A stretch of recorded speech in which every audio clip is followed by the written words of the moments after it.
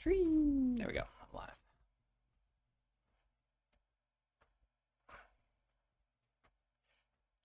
Nice.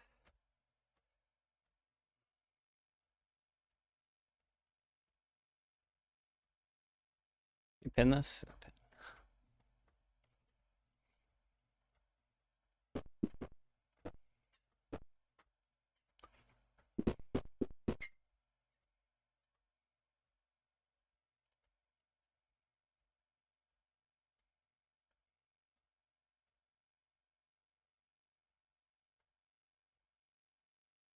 I could, no,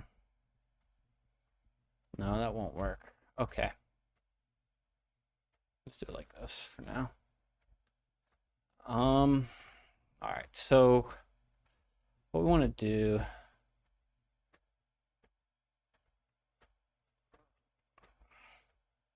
so when you start, we have this menu, this right here.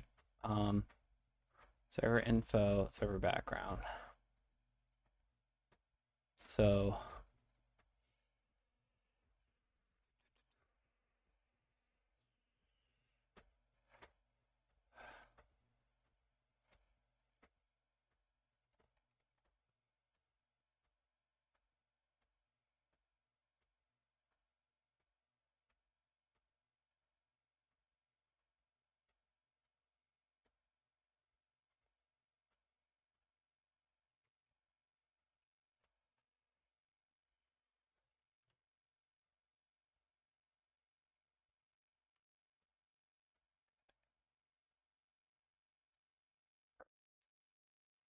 so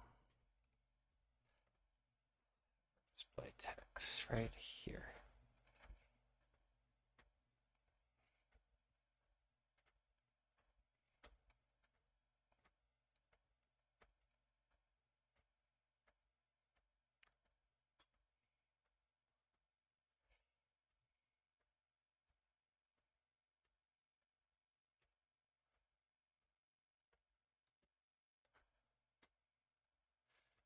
So it's literally just that.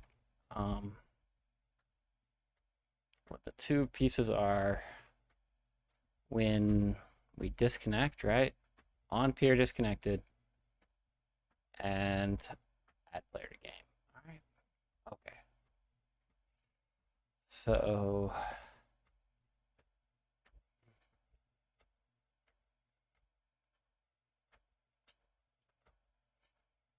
here's the deal.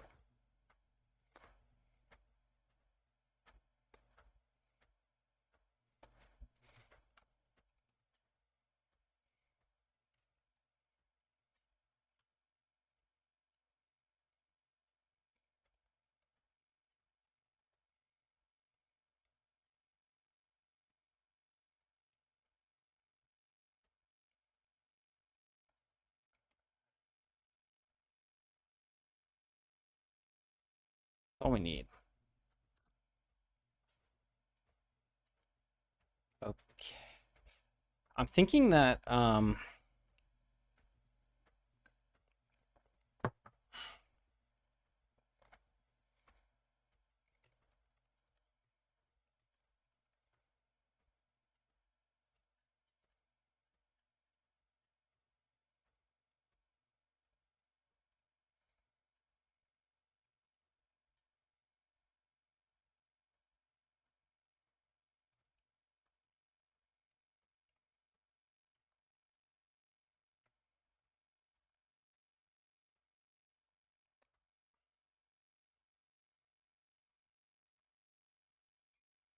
this one right here. Beep.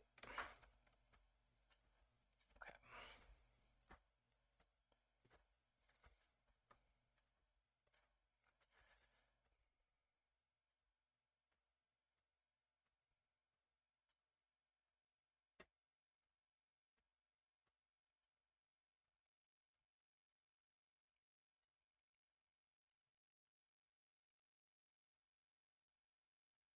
Let's do this. We say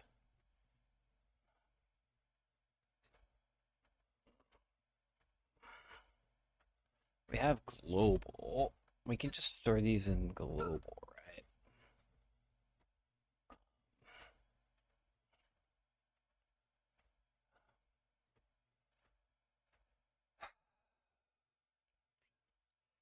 Get rid of global. Players. This is kind of where it gets weird.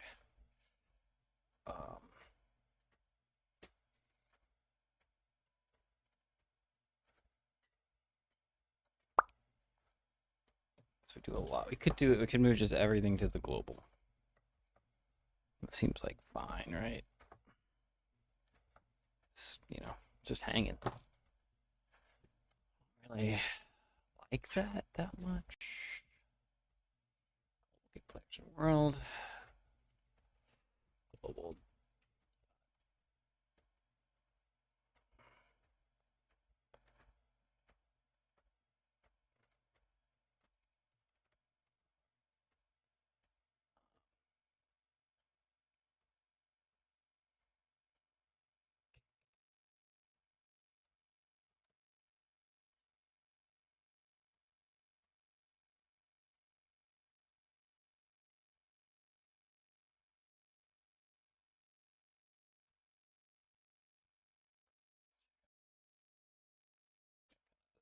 Issue here.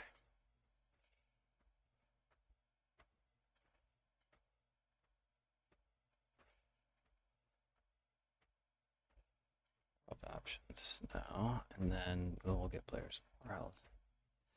So what's the issue? Oh, I removed this class name, right? So I can go back.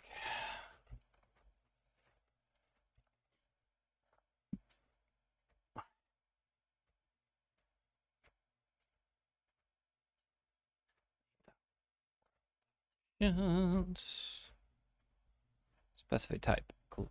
Why is my screen like so dark when I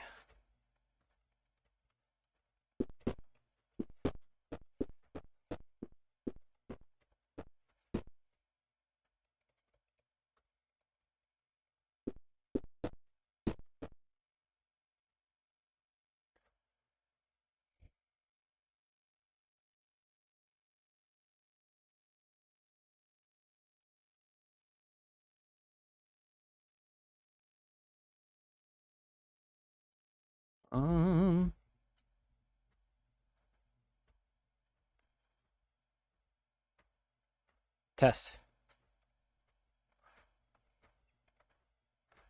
Oh, me another train and punch me in the face. You can call me Nancy.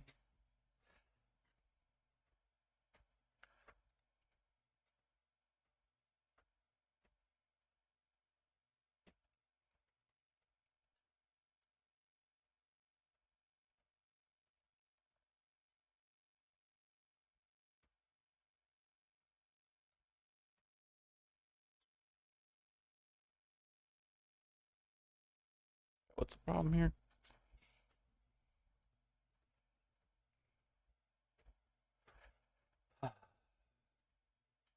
Never do too big a refactor at one time. Get players in world. Global to get players in world. What's wrong here?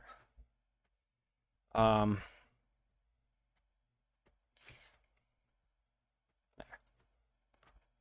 Seems good enough, right? There. Let's test it out.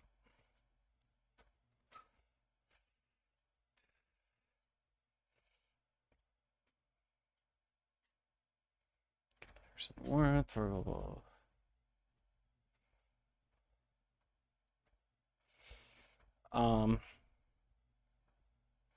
we are in.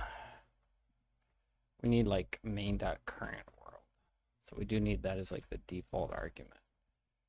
Get players in world is going to take, it needs to be defaulted to our current world.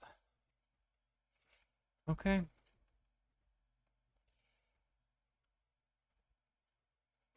There. What's wrong with that? There.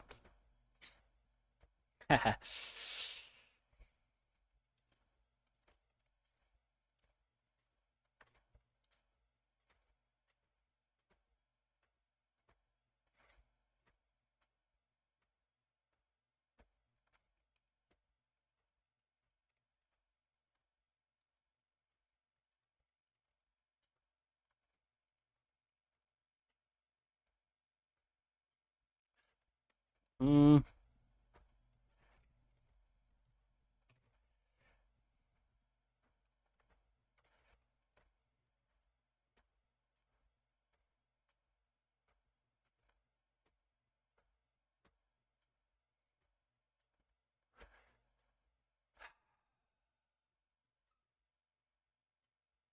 This is a mistake right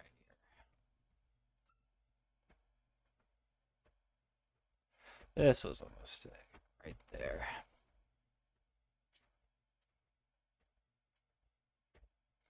And then this problem, this is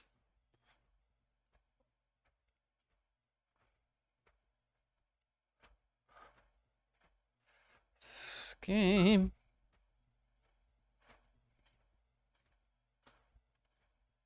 We will give that a unique name, please. Access this unique name. And then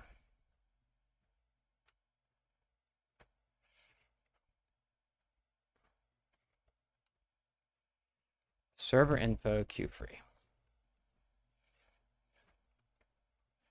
Okay.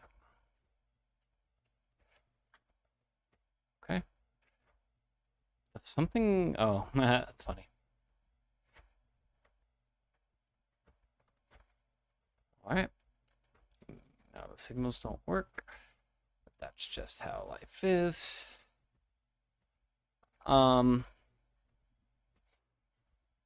go here. Look at this, and we say, I don't see this because it's layout. Top left. Full rect. What about you? Layout top left. How about full rect?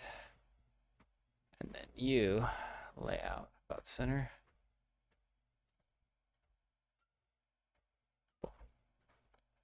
Okay.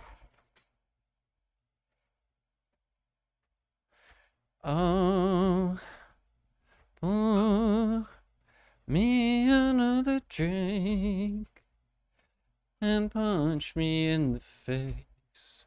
You can call me Nancy. I know I have mine.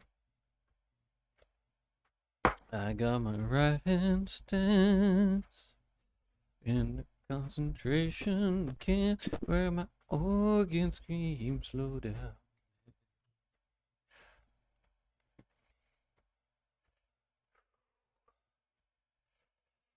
Ooh, how was that to know? Milk and honey flow just a couple states below. This could be so much better, couldn't it? Ooh, ooh, ooh.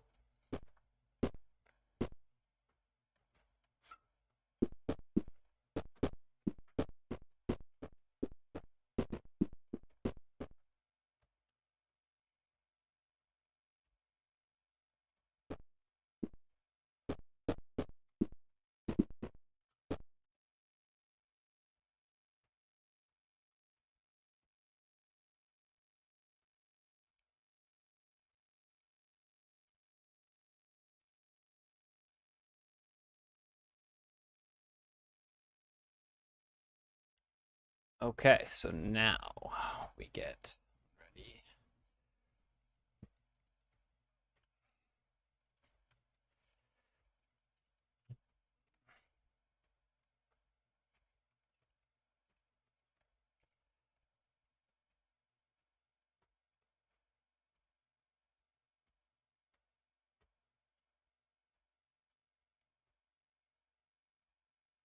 Oh yeah. Uh,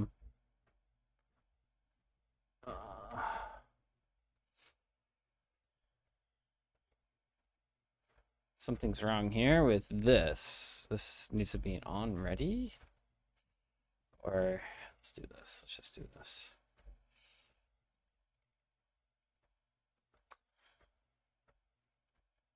Such bad code.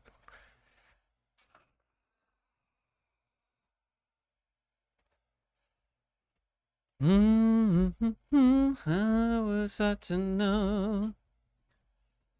Milk and honey flow.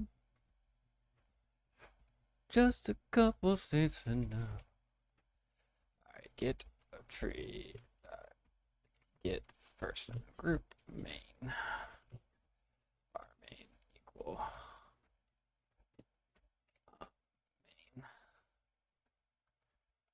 main. Main. Server display text.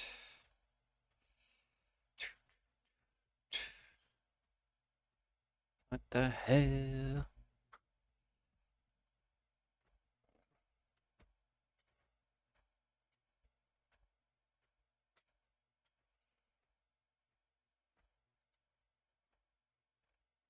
Okay, how about this? Get parent. I think, oh.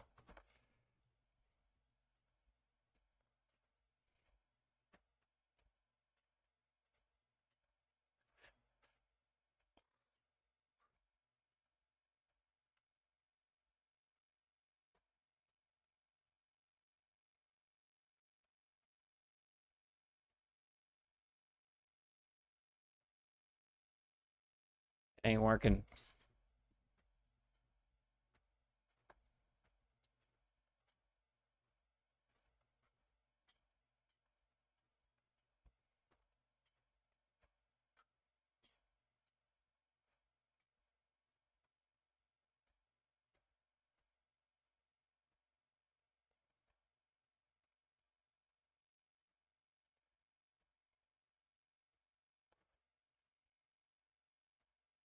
Connect.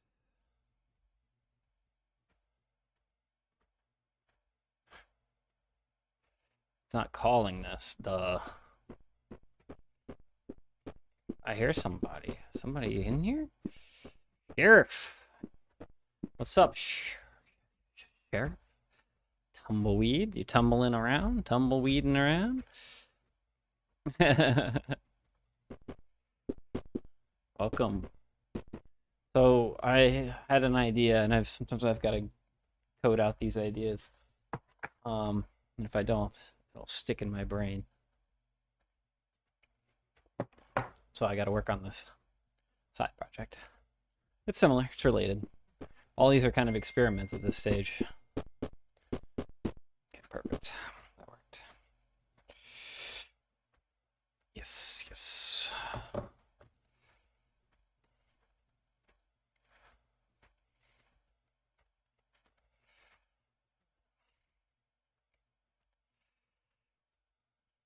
Looks good. Okay. We've got... Why is this guy infinitely falling? Oh, maybe because I haven't focused him, or he's infinitely falling on that screen. Oh yeah, he just needs his state updated. Okay, so now forest, boom. Okay. Fab. Now the challenge, the second part of the challenge is to completely switch up the node tree. We can do this in a couple of different ways. Let's see.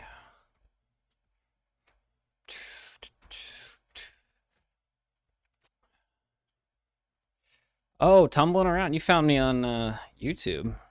That's interesting.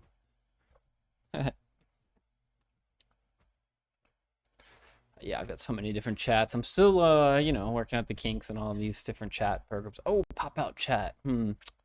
Seems useful, but I don't think I'm going to do that. Lots of experiments to run. That's kind of how I'm working right now. There's a lot of discussion across a couple of different discords about the best way to handle physics across networked nodes, and that's kind of where my head's at right now. How to ensure a smooth operating thing, especially when lag is involved. That gets really deep really fast. But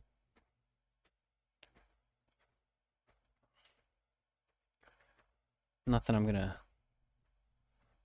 go too crazy on right now. My main goal tonight is to basically clear this. So what's in this synchronizer? This is important. So we've got to get rid of this synchronizer.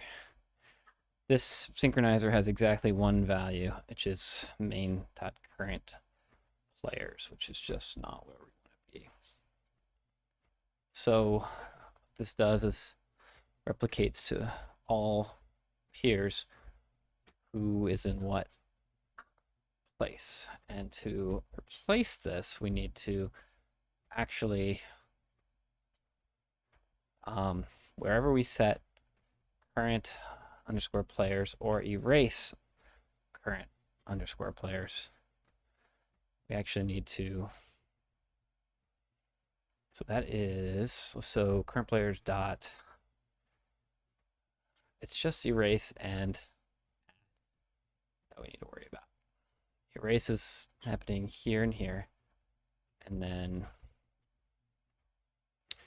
there's one in,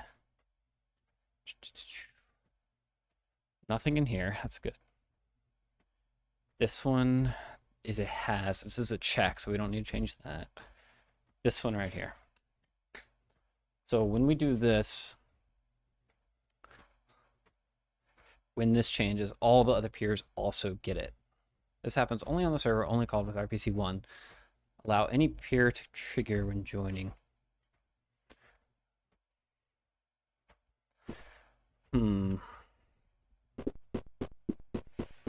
Sometimes I just think I'm running around. I'm walking on the treadmill, I'm walking in the game, I'm walking in real life, I'm walking, I don't know, I'm walking, yeah.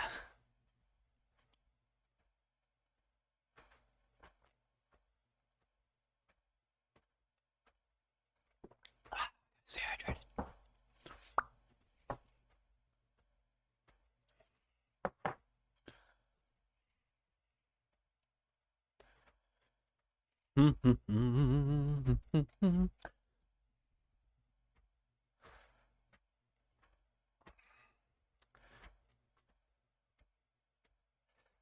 How was that to know? Milk and honey flowed just a couple states below.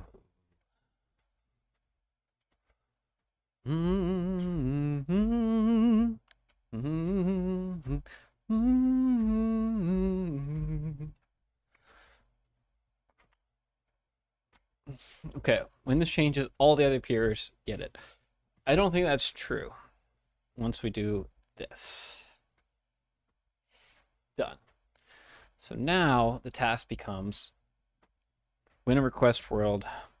So it's only on the server. So add player to game then.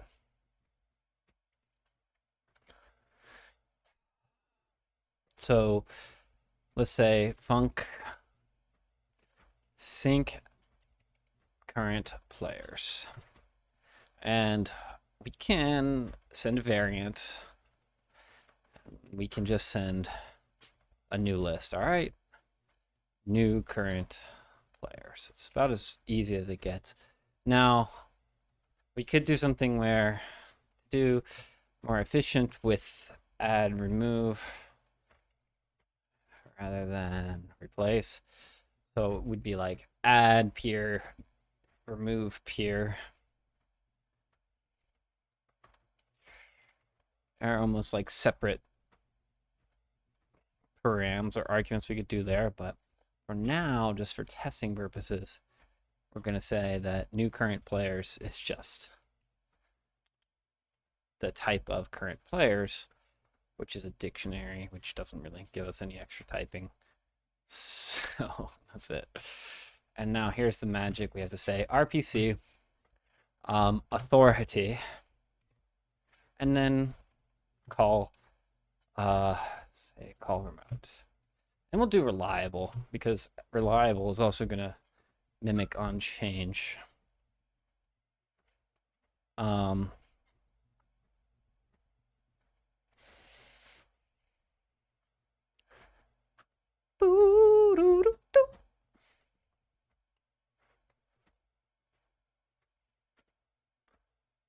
That is done, and let's call it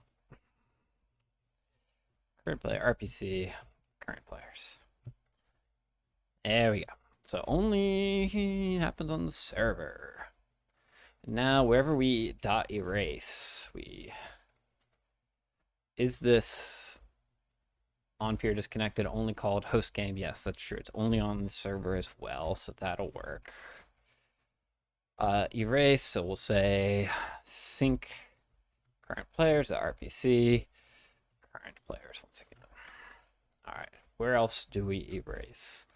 Request to move world.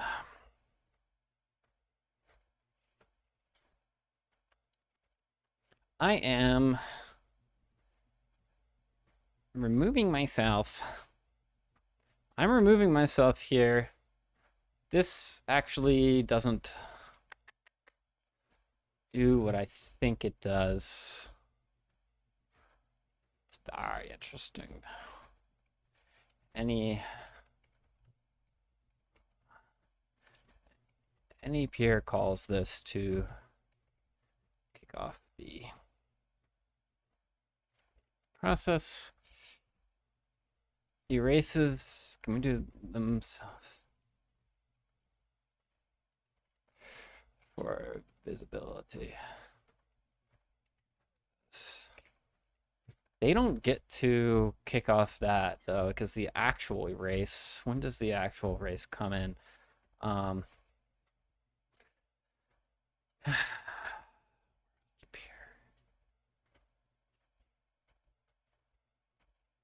The fuck did I have this request authority swap in here? No. It's a completely different thing. I don't think I need that anymore.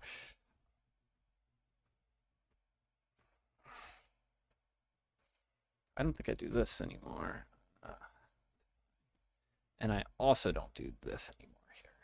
Okay, that's simple. But we just wiped out like a whole fucking chain of code. Milk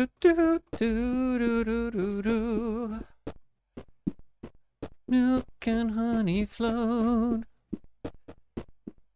just a couple states below.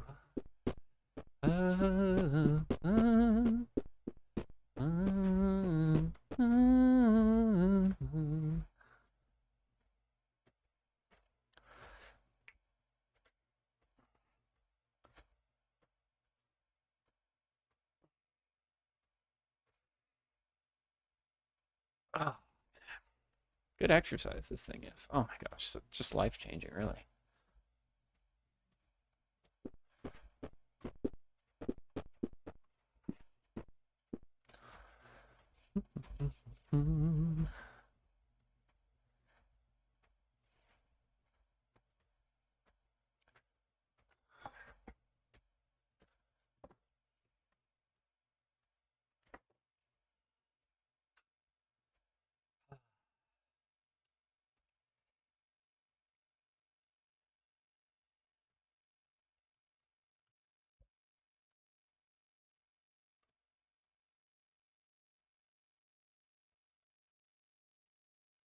All right.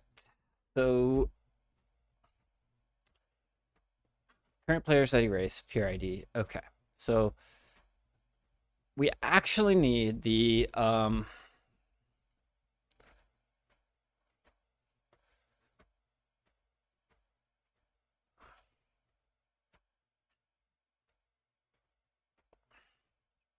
yeah, I think this is actually where we need to. Yeah, we actually do need to go think current players at RPC, current players. This is called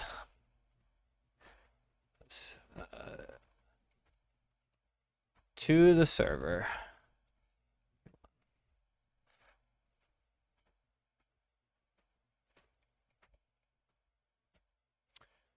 Sure, why not? Try it out. I'm here. Now this is gonna be the problem. I'm not. Oh, I'm updating. I'm okay. Now let's check our console for errors. We have some warnings. That's fine, right? Yeah, I'll say as uh, main dot world options, right? Cast keyword. Oh, I don't have main here.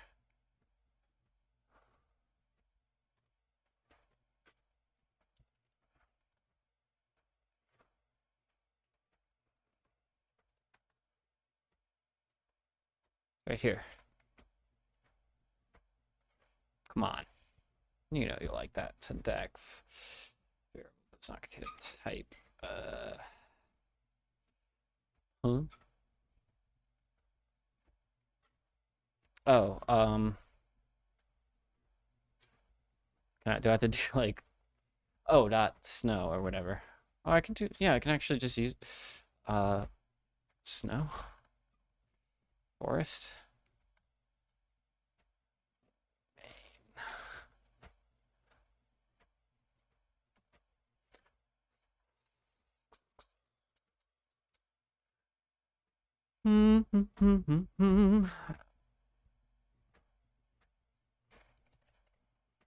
Contains a value, so let's use it as a value for now.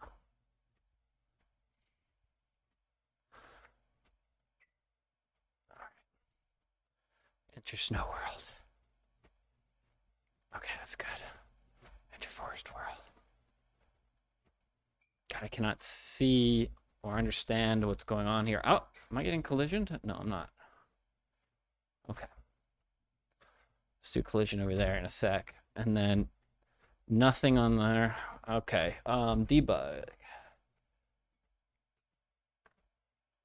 What was the let's go over to my Discord.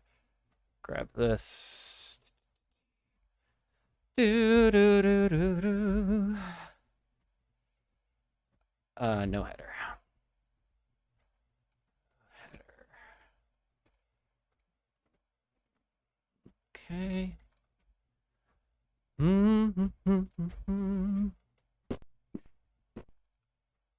Still connected?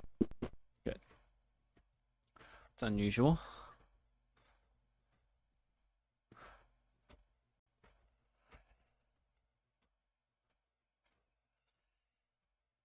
This Sunday. I cannot go. Wish I was closer to the metro.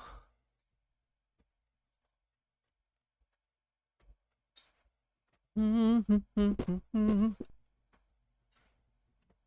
right back. Bathroom and refill my giant water.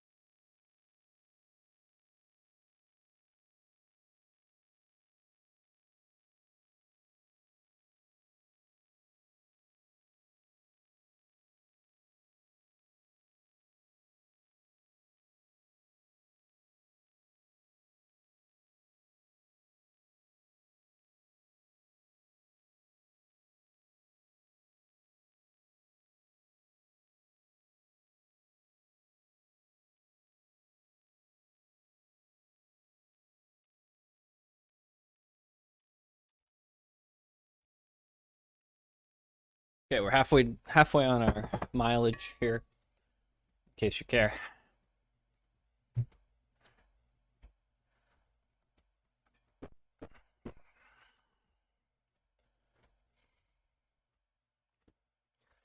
Um, so now, oh, I didn't test switching. Enter forest, enter snow, Enter snow. Hey, can you see me? I see him. Excellent. Enter forest. Bye. Enter forest. Hey, what's up? Clean console, baby. Let's go. Completely clean console. I do see a potential problem with what just occurred. Looks like we are here and we are here. And yeah, the server is actually not cleaning up these guys at all. So my theory is that this might actually cause errors. So I shouldn't see anybody.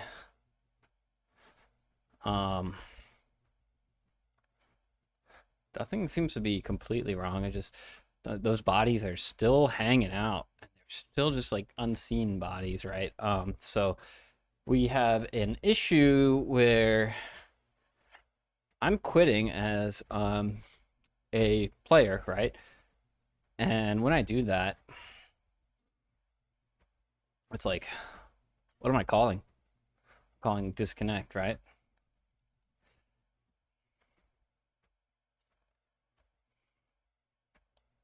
This is never firing on peer disconnect, right? But why? Right? But why?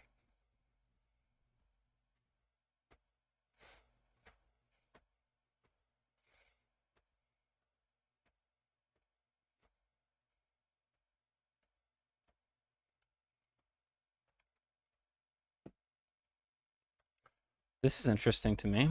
Let's try it this way.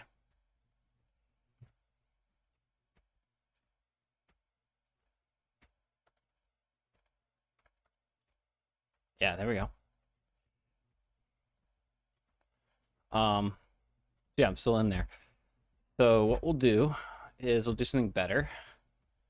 Well, obviously, if you're disconnected, yeah, this is not going to happen. I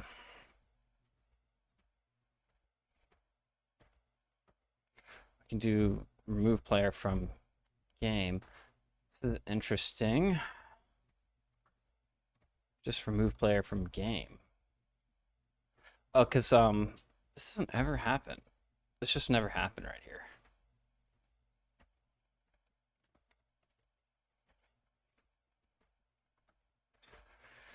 How about that? So remove player from game erase does not.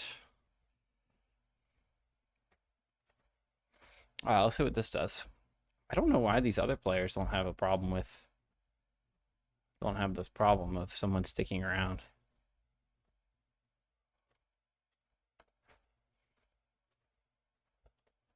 Okay. Nobody sticks around, and when he comes in, it's clean. Goes over here, it's clean, and he's gone. Perfect. Okay, everyone. Now, the second task that we want to do is we want to kill this this menu. It's nice.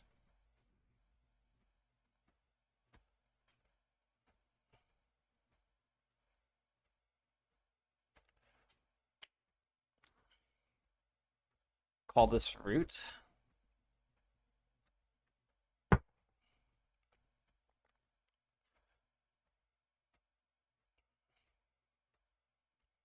Let's call this root.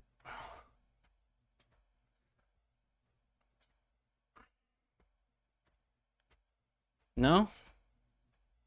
Let's call it main. What I don't want to do is any of this shit. How do we do this? Rename this to legacy main. Rename this to main.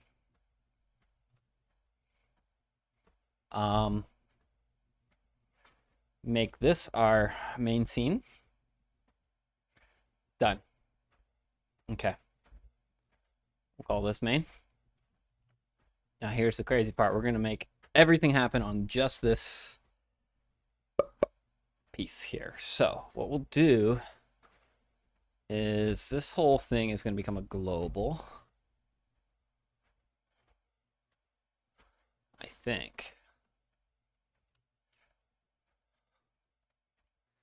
And what else? Hi, how are you? Sorry if I was working through your comment, Mr. Nofo Motion. Hi, how are you? I am fine. I am walking. I am very fast at walking on my treadmill.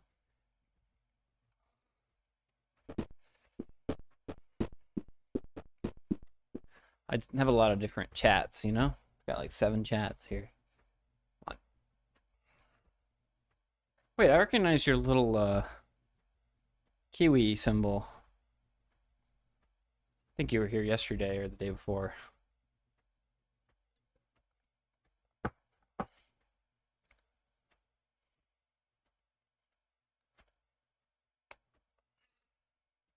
Interesting.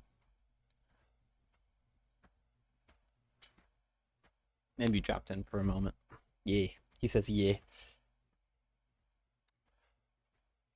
Interesting, the latency on YouTube is a little higher than the latency on Twitch, so just getting used to different things. But I've got your chat up now.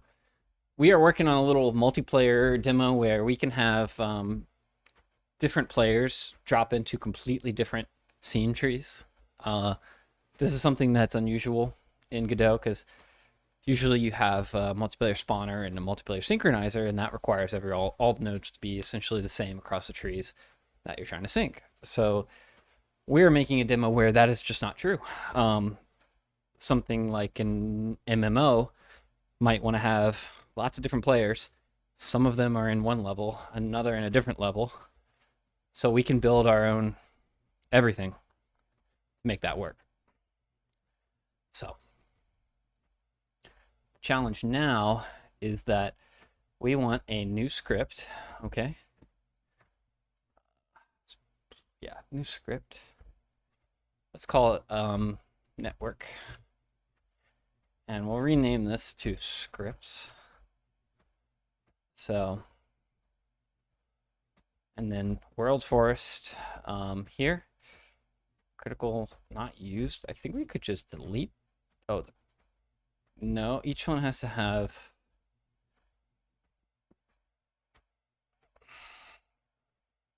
I don't think any of this is necessary. I think I don't need the spawner. The container is fine. Let's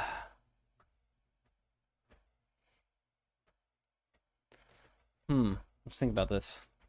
I don't think we even drop them into the player's container. Let's just delete all this. Yeah. Let's remove you. We're cleaning up here. Cleaning house.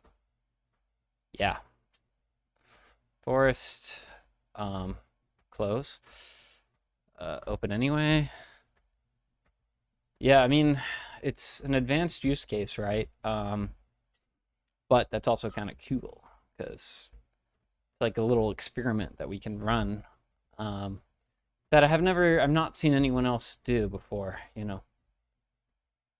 So we have a snow world. Let's see in 3D. This is the forest. Grass. Tree. Tree. Tree. I love how it puts a number on the end when I name something. It doesn't say conflict. No, it's just like, I know you wanted a 3rd tree. I know you want 3 trees.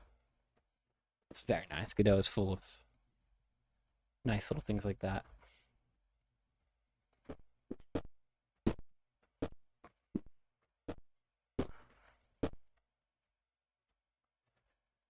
Oh.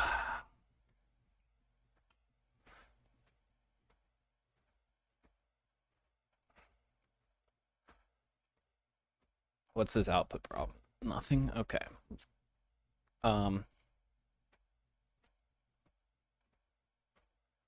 gonna reload this project, save and quit. Don't save that script. I don't need it. I've got this all on GitHub if I really need it. You bastards. All right. So it wants to probably find world, right? Yeah, we don't care about that. Global. We don't need world. We say world a lot, but there's actually just probably one.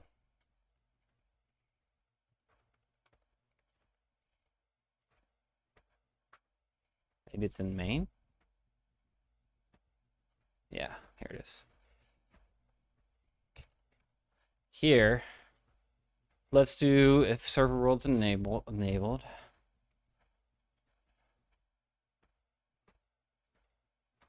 Get child world.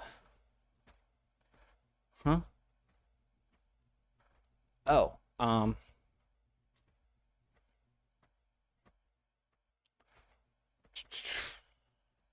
we're gonna disable how do we do this? This is not good. Whew. Server world's enable is gonna be false just by default. There we go. Okay. That's gonna be a real tricky one that we don't want to support immediately. That's just gonna be too hard, so we're gonna skip over that. What that means is that you can have players in both worlds at the same time on the server, which could be useful for unknown for cheat prevention reasons. I think this is a good thing to do, but you'd still probably need to segment by location because of collision, because you could be colliding with something on the server. So not only would you need a different tree, but you also still need an offset. I should note that somewhere.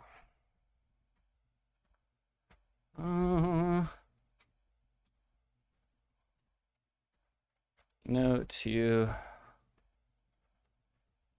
have different node trees, but if you have a server running both worlds, you need different positional offset as well.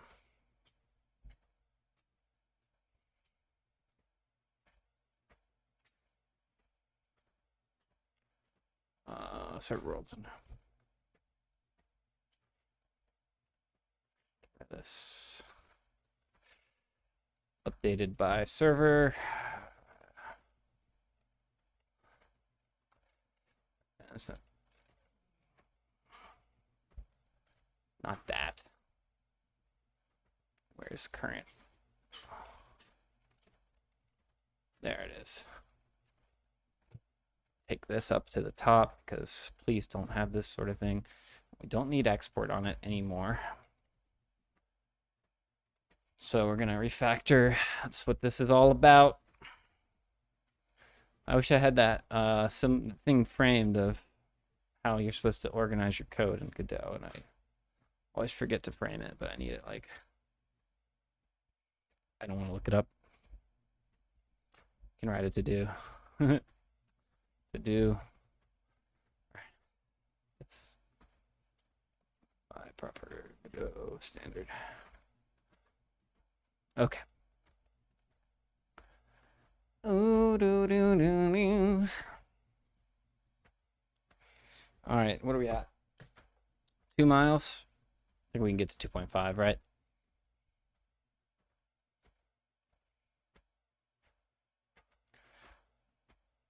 How much of this are we going to do in global versus how much are we going to do it in network?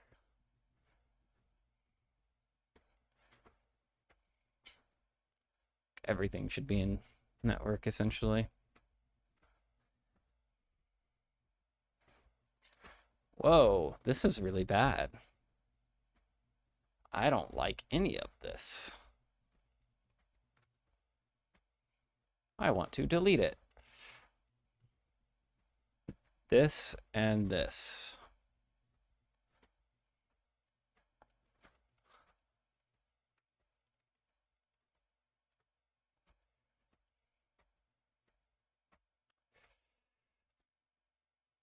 We do need that piece.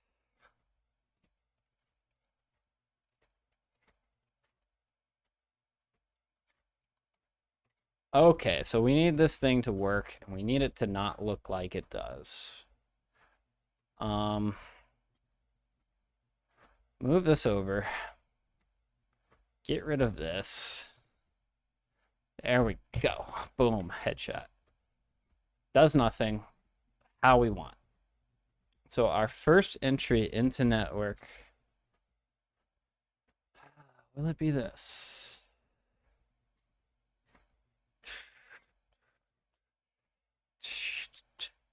We could have this all just on main and it'd be more like visible, like as a script, and it would just kind of like be better. It's more direct. Does that gotta be better, right?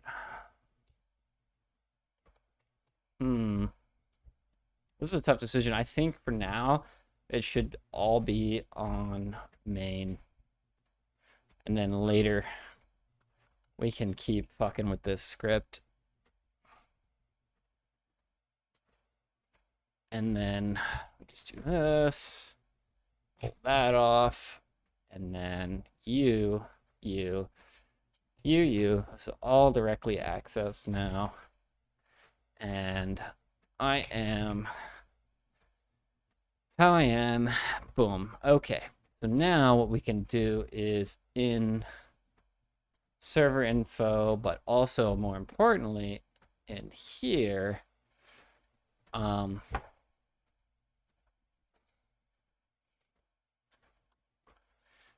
are we gonna do this?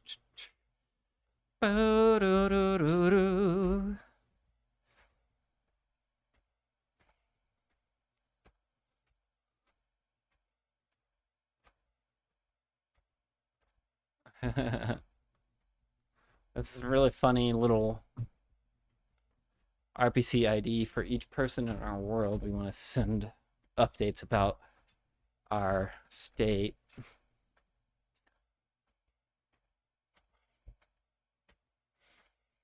Oh,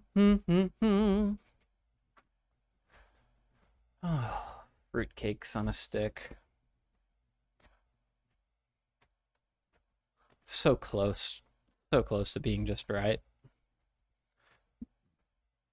Because we want to basically, let's do get tree, get person group main. Done. Why not? You add to group main. Attach script main.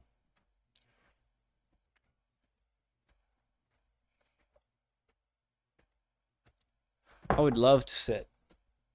We still have 0.4 to go. This sucks.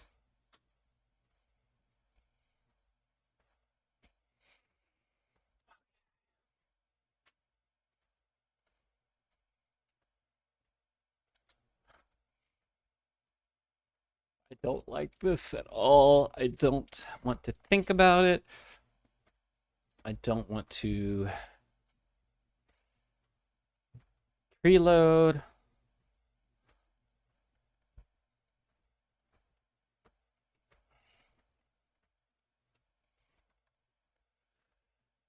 Let's do preload. Menu. What's it called? I don't have a menu, I guess. I thought I did.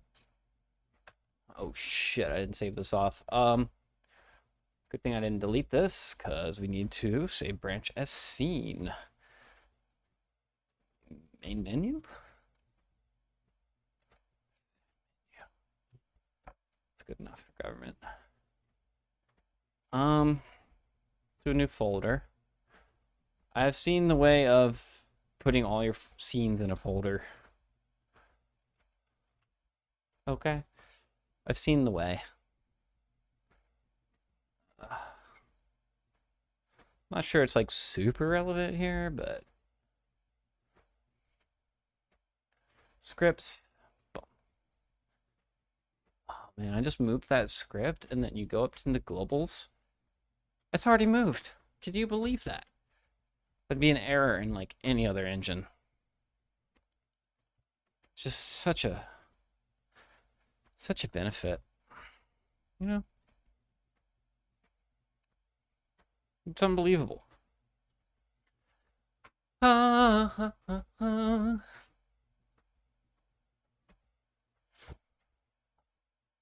Your boy needs a fucking haircut. We're emo mode right now.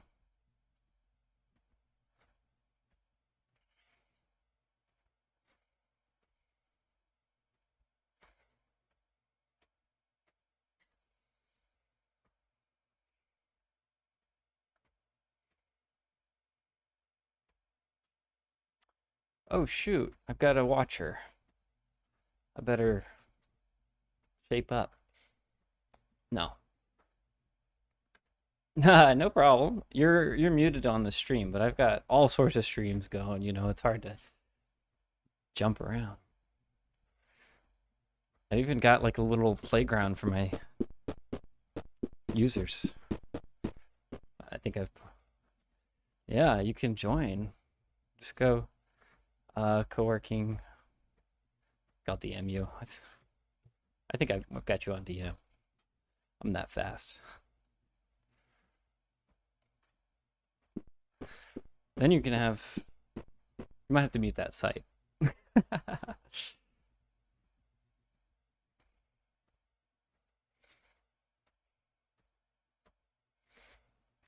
was supposed to be like a gladiatorial thing where we fought. All the Twitch chatters could fight. So that's why it's called Glory. But I should rename it to like Island. Just an island. It's less about combat.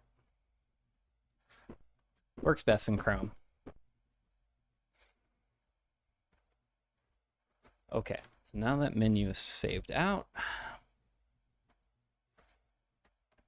Yeah. We keep it there.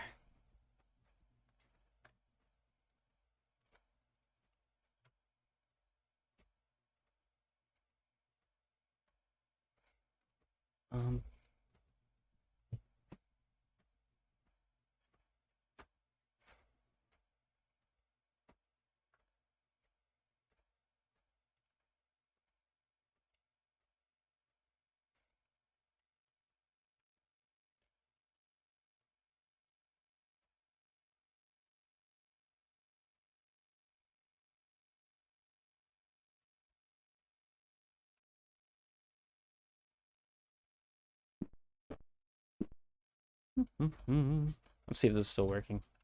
I think it is. Yeah, everything's connected on these two piers. Working well.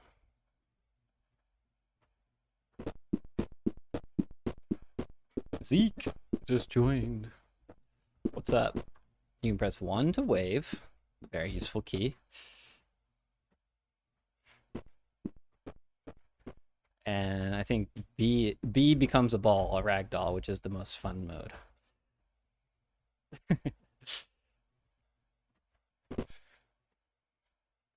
Can't beat that with the stick, right?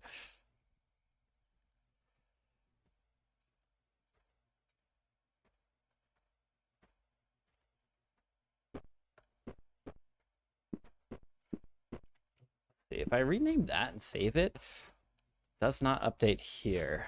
That's interesting. But what if I delete it? And now save, and then I go server info, boom. Okay, that does update it. So yeah, let's have these as on ready. Unique name access. We don't need unique name access. We just go menu. Right. And then it's a previously declared variable somewhere. Let's go up here. And then on ready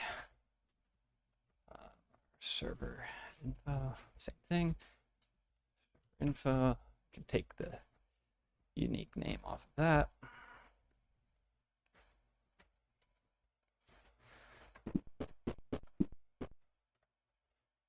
Pretty easy to join, huh?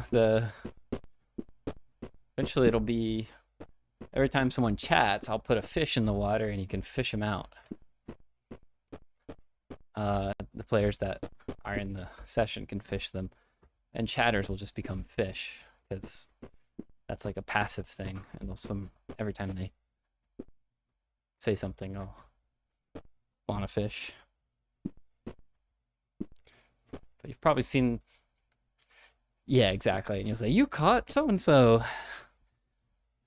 I haven't been really motivated to make a fishing mini game because I tend to not like fishing mini games in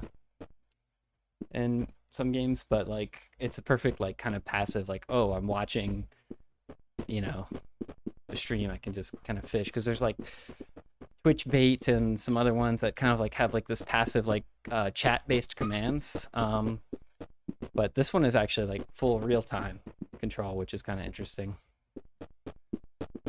So that to me is more interesting than a like a passive like, oh, I walk around at the bottom of my screen type of thing, you know.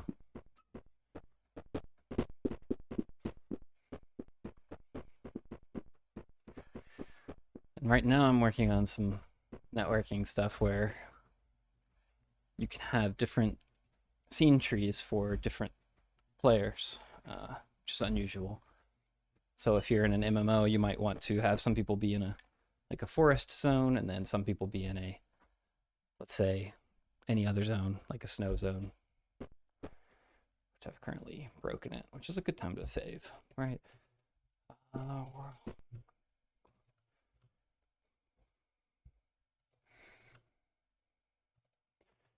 Or none, because the clients could mount only their world, and the server doesn't have any interceding authority over what the clients are doing. They only see each other. I think there are different ways to do server authoritative, but it's something that I've actually moved away from. The more I know about it, it's like, yeah, you know, mesh, just let the peers connect and talk to each other. That's good enough for a lot of these like games where people aren't going to cheat, right? Let's see.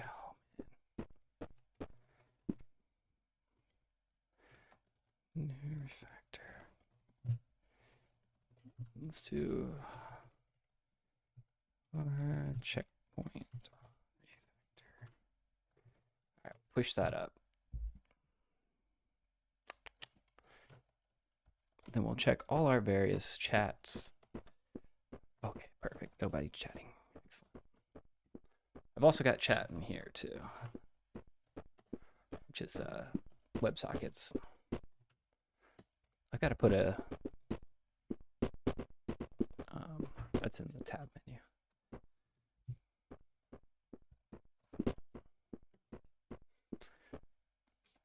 Gotta have a speech bubble too. That's another thing that's on my to-do list for this little.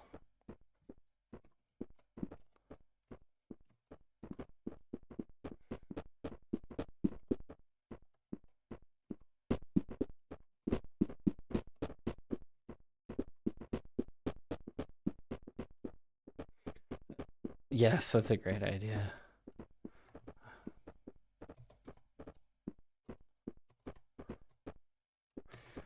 I've got a lot. There's like there's only so much time in the day, you know, so many ideas. Anything interesting you're working on right now?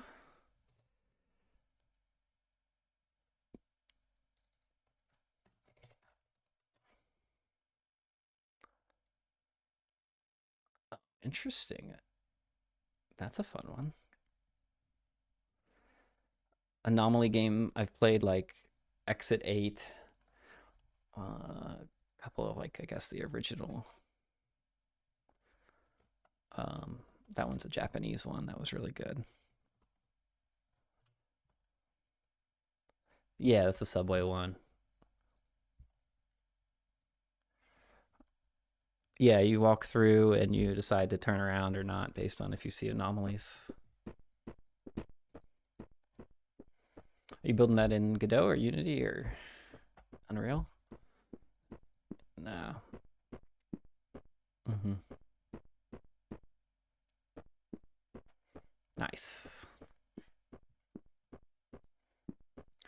Yeah, I've only dipped my feet into Unreal like once. So I was like, but I think I went about it the wrong way because I booted up this crazy like jungle scene with like nano textures or whatever, and it was like, try this one. And I was like, okay, I'll try this one. It was I, way too much for my computer.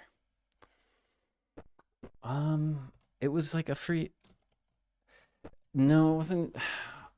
I mean, oh gosh, it was just like the densest forest, like jungle forest you could ever imagine, and I think it had just come out for Unreal 5 or whatever, and it was. I'm told that that's like the complete wrong thing to start with, but I was kind of just curious what it could do.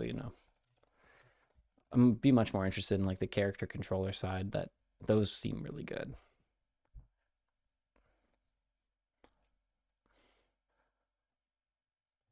I also just like coding because and it just feels like if I'm gonna do blueprints, I might like I don't know if I can express myself well enough with blueprints.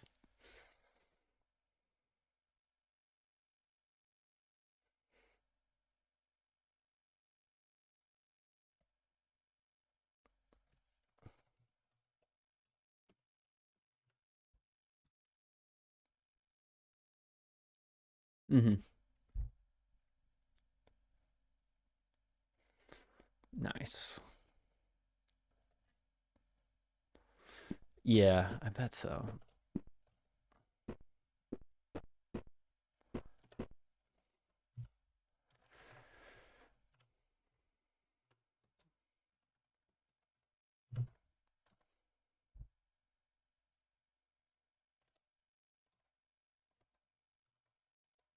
Okay, we'll do this and then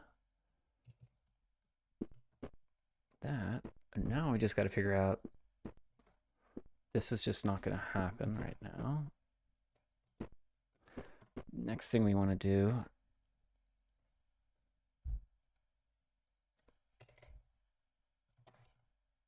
Menu. Keep the menu in there. That's fine.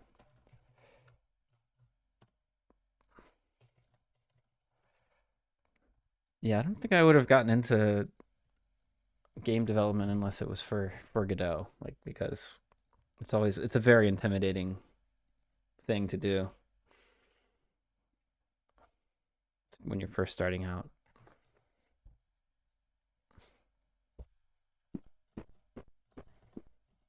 Okay, so we have server, server, server, and then no menus. Perfect.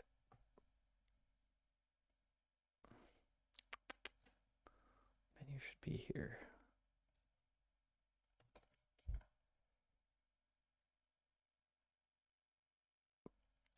Mm-hmm.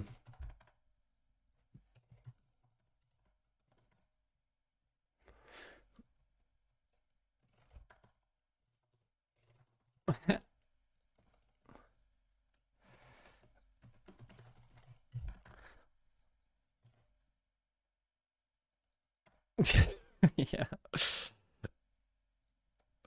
Yeah, I come from a JavaScript background, so had like very little notion of string and arrays and floats and like how things are actually addressed in memory because I unfortunately skipped over all that actual knowledge.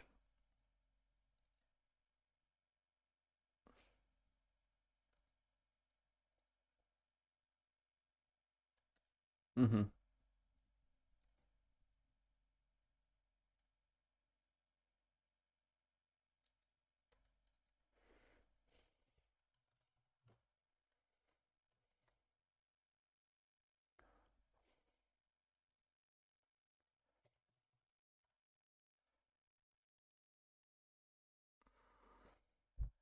Right. Yeah. I think Godot does that a lot under the hood for you. It manages the rids very well. Like if you rename something or move something, and it just takes care of every possible reference you can think of in terms of never throwing an error.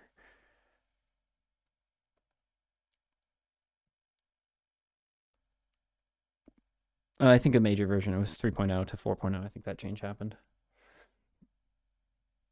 But the switch to that has been very nice, I think. It's just like, let's just drop things wherever they need to be pretty easily. Like I've even got like this menu scene open, and if I just, I'm pretty sure it won't fuss at me if I just move it into this folder. There it goes. Now, and if I hover over there, yep, it's got that scenes menu. Very nice. And all we're going to do with this is just say, we actually don't need this. We say,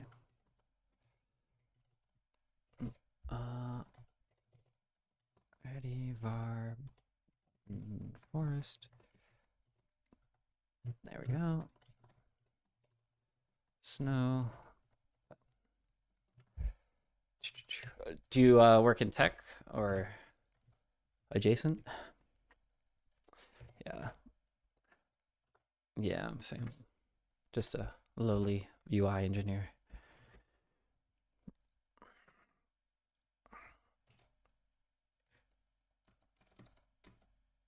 Mm-hmm. Yes, that's better for backend for sure. I would never want to do TS in backend land. I've seen too many backend JavaScript projects just be on anything.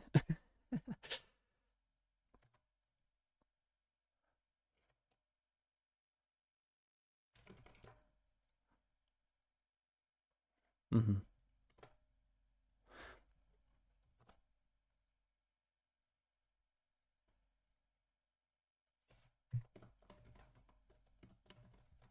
Wow.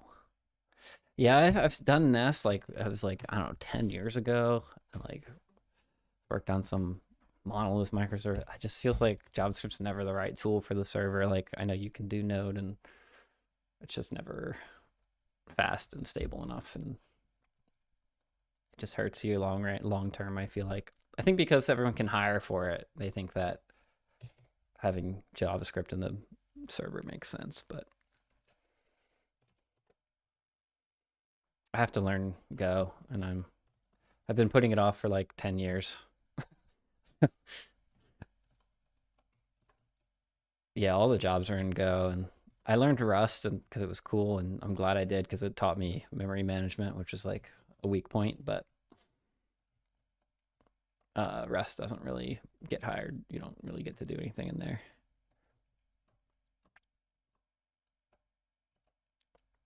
Mm-hmm.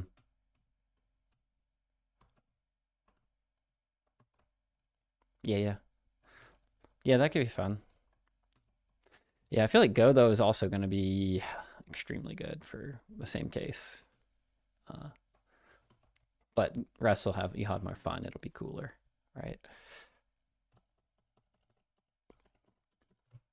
It's always it's always a struggle between marketability and fun.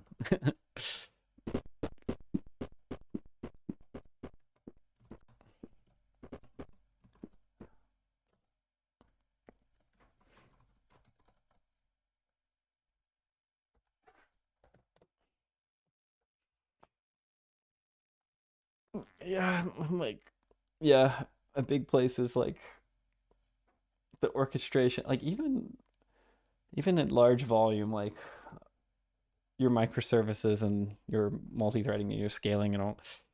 Sometimes you really are better served not breaking it up. It's just like I've definitely come around on that cycle. I think a lot of people have. It's just now even we're going back to on-prem, and it's like okay, good cycle.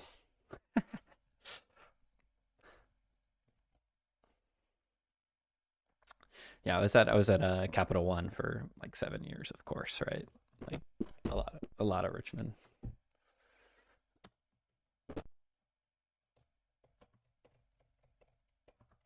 Yeah, it's hard to escape the gravitational pull. Uh, that has enrichment, especially, right?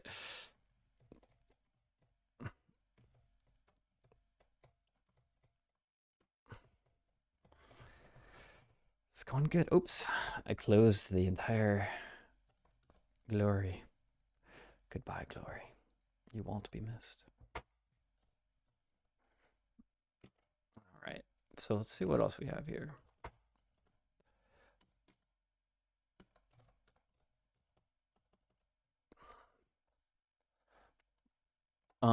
When we add worlds, this is where it gets tricky. We have none of that. If server worlds. Good, good. I'm just not going to do that. Okay.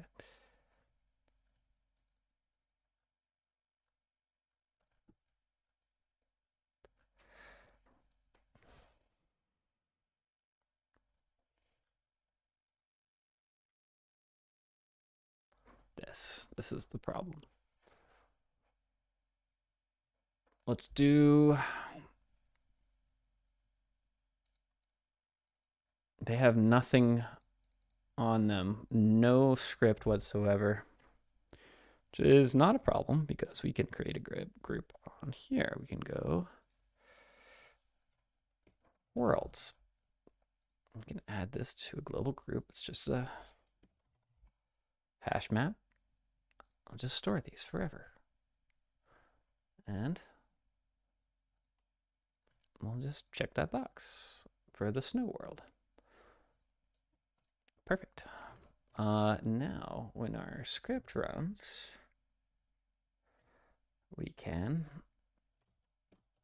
just get the first world. It's a child. This one right here. We can say get tree first node in group world, and then queue free it.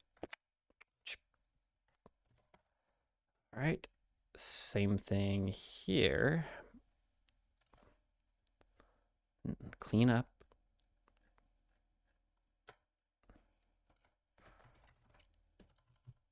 This one.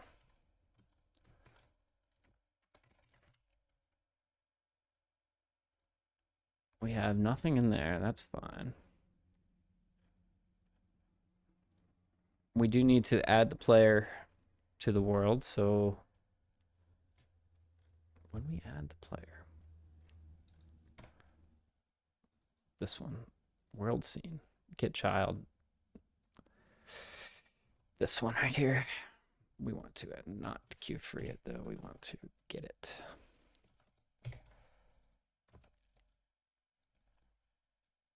Add child. We just add the child. There we go. Any other places where we are getting a world, current world? We don't register that anywhere. I don't know. This could just work. That would be pretty crazy. Oh my gosh, it just worked. All right, snow world didn't work. We're stuck in, I think because we hooked our, yeah, we hooked our things backwards. So this guy is in a horrible, horrible zone where he's now in both worlds and he wants to seppuku. That makes sense. Because button join snow, button join forest. I think definitely did not clean up right.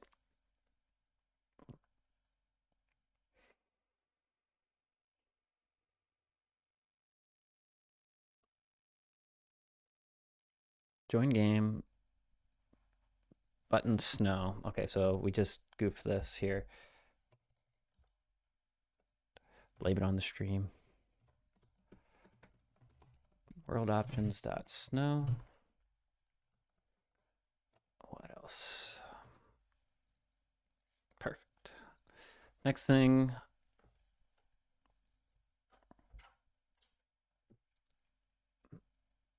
Request world. Perfect.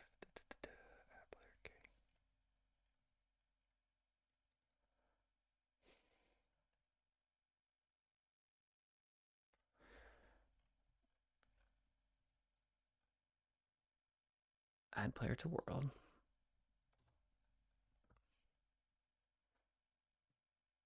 World scene get instantiate.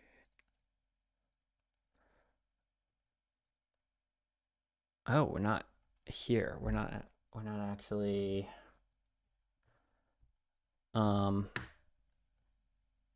this isn't doing anything.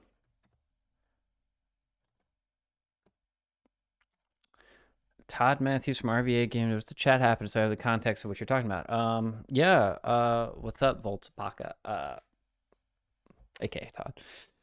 I am streaming about a multiplayer setup where players can enter completely different scene trees, which is an unusual setup for Godot because normally with multiplayer synchronizer and multiplayer spawner, you have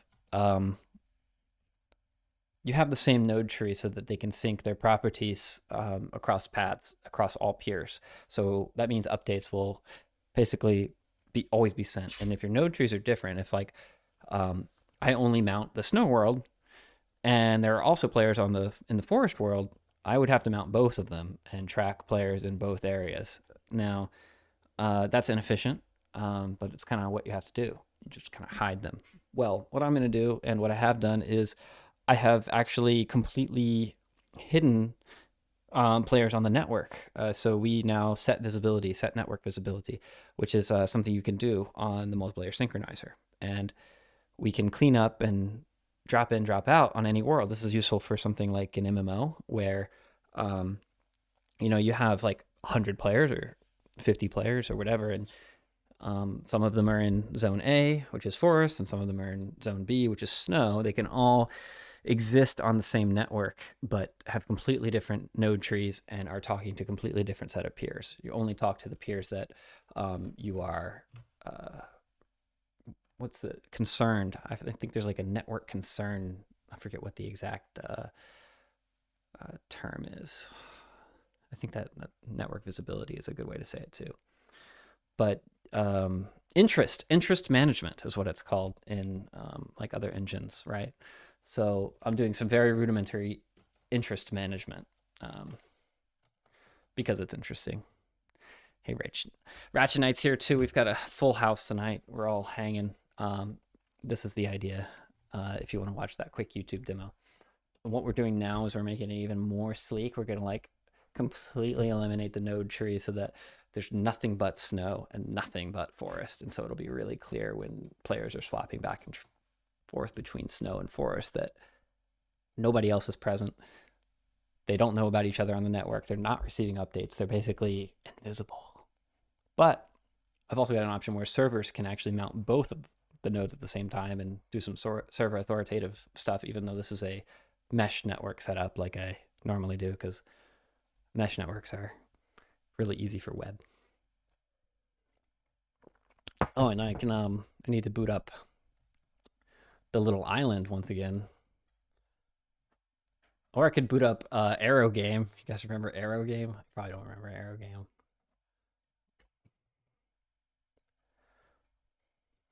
Yeah, Arrow Game is like basically a 2D battle game at the bottom of your screen. I don't know, it might not be as compelling as the island. I'm not 100% sure. But I do have the ability. This is actually the reason I'm working on this node switching thing is because in this prototype, I actually have a way to select your color in this pink. I think everyone can see that. Actually, yeah, I got to turn glory on. You can select your color. Here's what that looks like. But also there's this secret drop down that I think only I have, and I could swap to Arrow Game, which would unmount all of our islands at the same time and drop us all into a 2D context. So I have two games built into this one game. And essentially, if I were to develop this further for Twitch chatters, I would have like this Mario Party set of things that we could do, like volleyball on the island or fishing on the island, and then drop into the Arrow Game. And yeah, it'd be kind of wild. So I think everybody's seen Island Game. Maybe let's just try to drop everybody into Arrow Game. I think it's not going to work. Here we go. All right, Zeke, I see you. Well done. You're in aero game now. There are your controls. And what's cool is that I now have this mouse, and I think I have to hide my cursor on the screen. I have to do a little bit of, and let's see. Oh, I remember I have to press G, I think, and then I have a little bit of learning curve on my controls. There's also tab, you can chat. Oh, okay, there we go. Now I hide this. There it is. It is a little something interesting there. Now I bring everybody back and I can, okay, I see you guys fighting. So you're like fighting on top of my screen, I believe. And what's cool is that you were in a completely different game experience a minute ago, and then I could drop you into any game that I make in my web browser, right? Like I've got this server control here. And I can also like block arrows with my mouse cursor, if you can see that. So I can just like interfere. That's my real mouse cursor, right?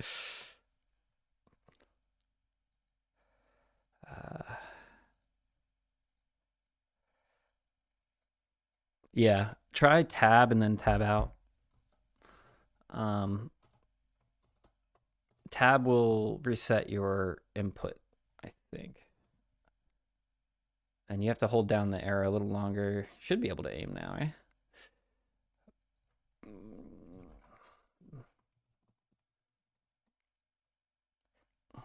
Yeah, try not to leave the bounds. Maybe if you full screen it, it might work a little better too. Yeah. Where is the mouse on this thing? Mine is totally fucked too. I agree with you. I think that's going to be a bug. And like I said, I think I haven't played Aero Game in a while. I don't know how, right? Mine is just locked there too, isn't it? I think it's a bug. I'm disappointed. How did you guys get yours working? I think I've got like an inverse. Oh, what about escape?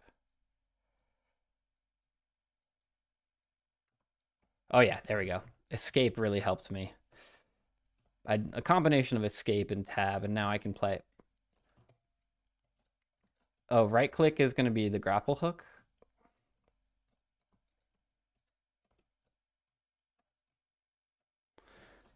Kind of like being a game DJ at any moment. Yeah, I could switch it up. I mean, yeah, I mean, I think that, in the long term, like I could even possibly like sell, these little things to like streamers who might want them. Um, there's also, there's one button that's really kind of cool. Ah, you see that? I reflected your thing with a mouse button middle. I think R also, is it R that R does grapple, but I forget what else. Is it block? Yeah, B is the alternate key. B is block as well as middle mouse button.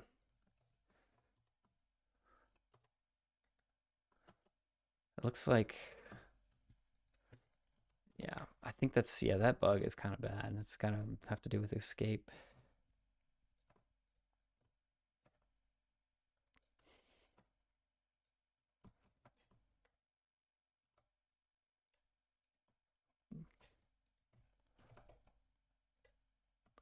Almost got Ratchet Knight. Oh shoot, the fucking block's huge. Came up huge there. Oh man. These health bars are kind of glitchy too. Yeah, I haven't worked on Aero Game in like kind of forever. I'm actually pretty happy that it's like moderately got him. Finally got Ratchet Knight down. I kind of used melee. Oh, pretty fun. Pretty fun. I think actually Aero Game is underrated. Aero Game is pretty underrated. I think it's actually pretty fun. The fact that it's like fairly fun is kind of a triumph of however many hours I put into it. I have no clue. But it's stable. Okay, so when I switch, okay, that is working great.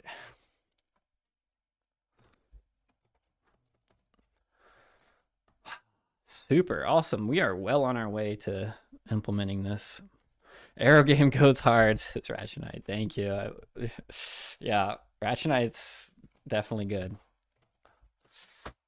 Also, I found out Ratchet has a special talent for math because they helped me with a really tricky, like, it wasn't tricky at all. Like, I think it was a tangent. Like, I was trying to do stuff within a circle, trying to figure out how to apply forces, physics. It's like, yeah, I think you just need, I think you're overthinking it. Just use look at. I was like, oh, okay. That's a good reason to have a stream. All right, can I swap to Forest World? No, it's a disaster. Okay, so one swap is good. Two stops is... We've got to unmount when we leave again. I think...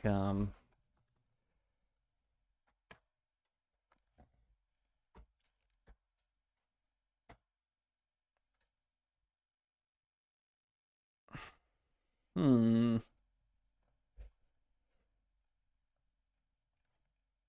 Quest move world.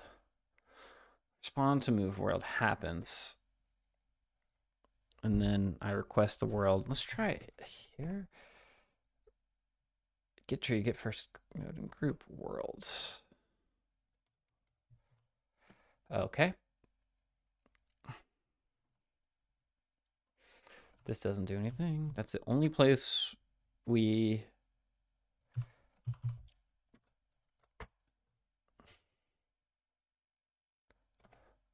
Snow World, Forest World. This isn't going to work either. Oh.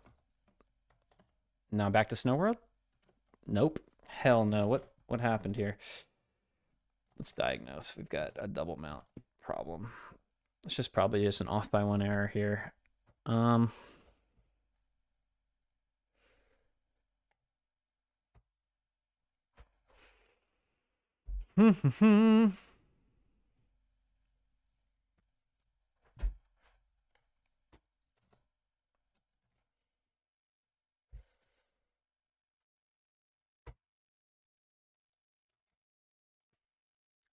Now to look at the diff. All right.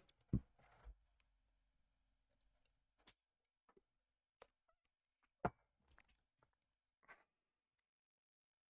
see, I'll put the diff up for fun.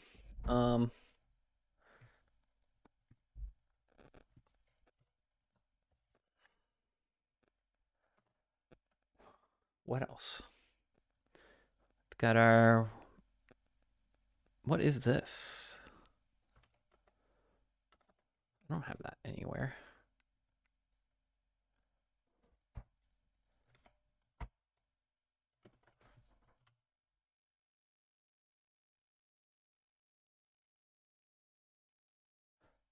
Oh, wait.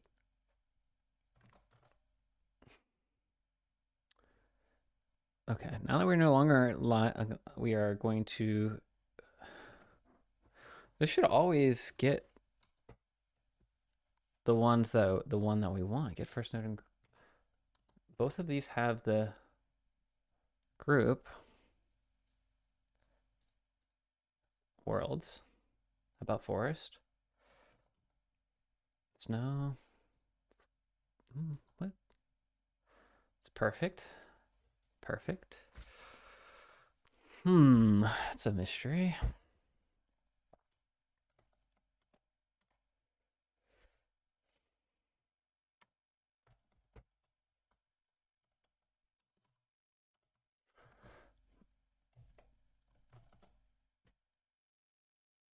That is a mystery indeed. So I guess we should look at what this is.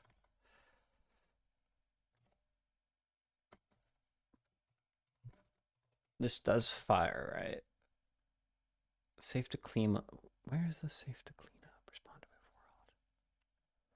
Try reparent as false. Respond to move world happens. Using noob here. We don't do any of this. We should comment this out because we don't actually run this one anymore.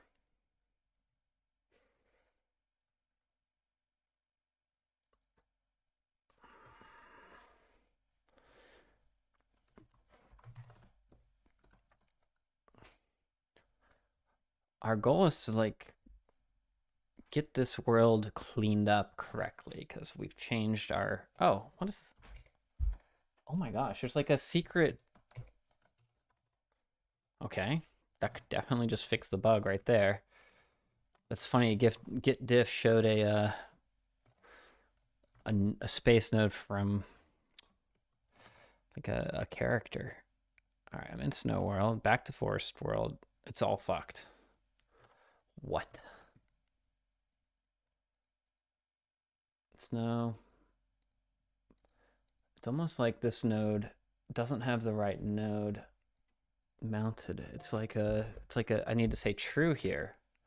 I think because I don't add this as true, meaning it doesn't have a name. Maybe it just is a node. If I inspect it,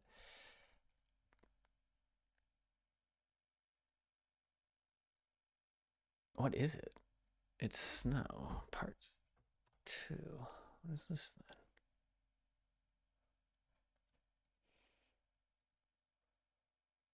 That's odd. We are in the weeds. That always happens.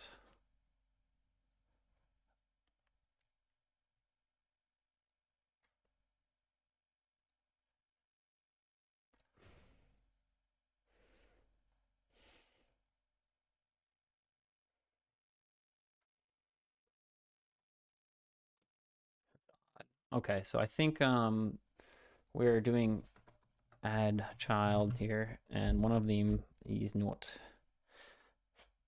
add child true. Let's do that. That should give it a...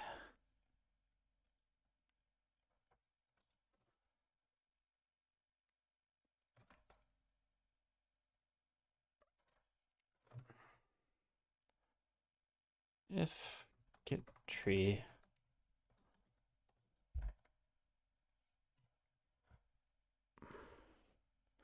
get first node in group is worlds dot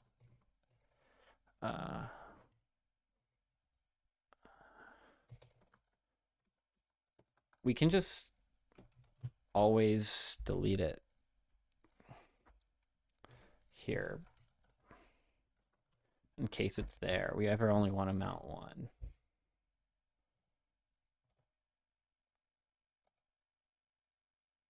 All right, let's go to forest. Fuck, this is being called on too many.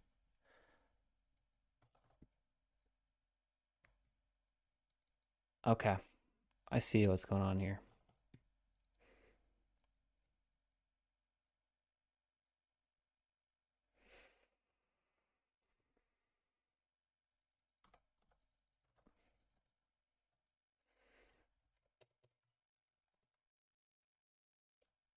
Get nodes in group.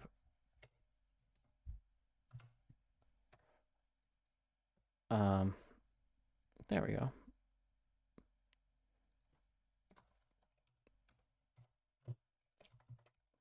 There we go. That's the check we need to make. First time this happens, fine. Second time, good. Third time, I'm going over to forest. I'll meet you there. What? You're over in forest? I want to go. Super. Console is clean. That's what we're looking for. Fabulous. We are so close to done tonight in a general sense. So now that we fixed that bug, we only have... And that was caused by essentially aggressive reworking of the main node tree. So you can see on the left, I only have 2 things. It's just menus. That's what we want. But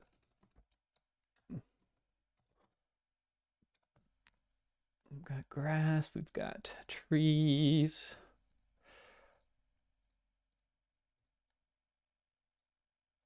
Let's mesh that. Grass. Perfect. And players. Let's say ice block. It's really nice when you rename stuff. You can just automatically ice block 3. No conflict of names. Okay, so we've got trees and ice blocks, floor, let's say ice floor.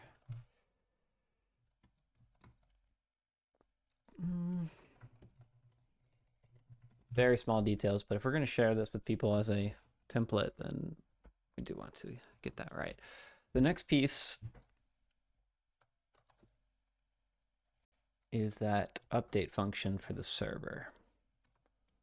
Server info is going to listen here. It's going to go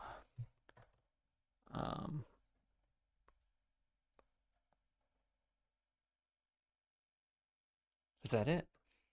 This already works, right? And then we just say main dot. Yeah. And that's really redundant and bad, but what we're doing is redundant and bad. So now we have this transparent. Perfect.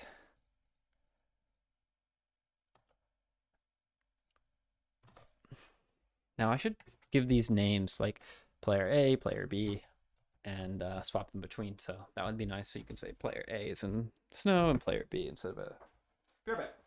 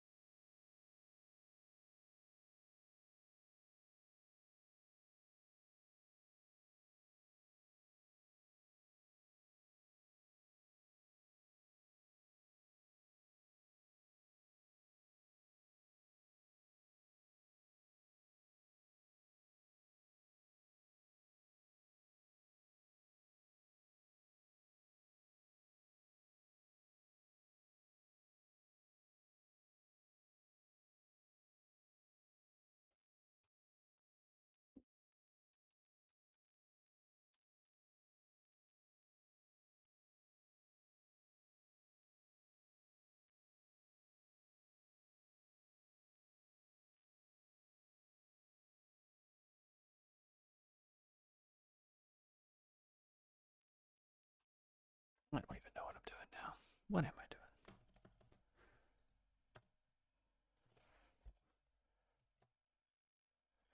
Super duper. What's next? What's next on the list? So we're pretty close to done. We might even make a little YouTube video or something, and maybe I can download that from Twitch and just upload that to YouTube.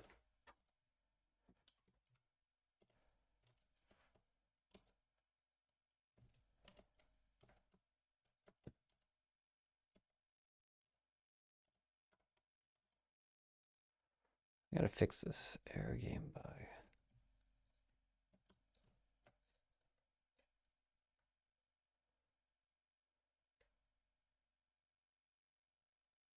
Oh.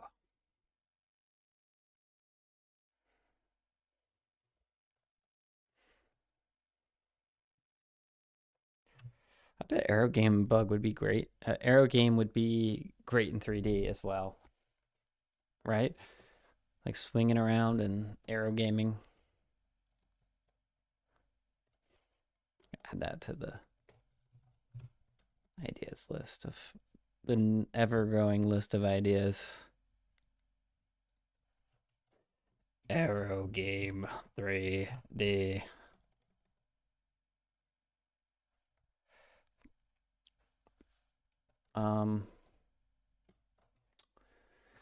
Okay, that's it. So when you go to debugger and you go here and you say remote,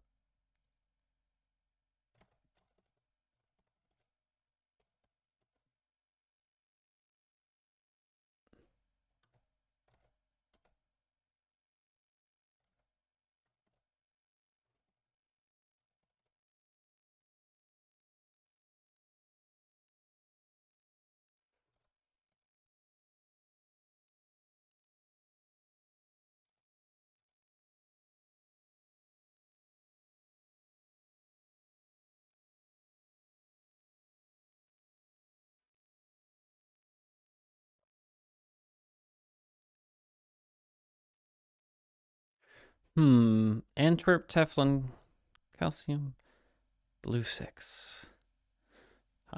You are now awakened.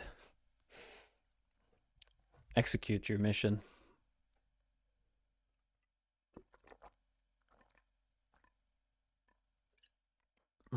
Go time.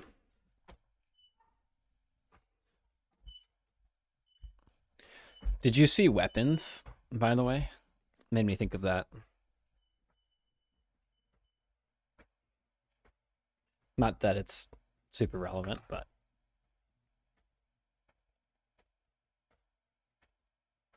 oh yeah. That was good, ain't it? And yeah, the first half was just like absolutely stellar, right?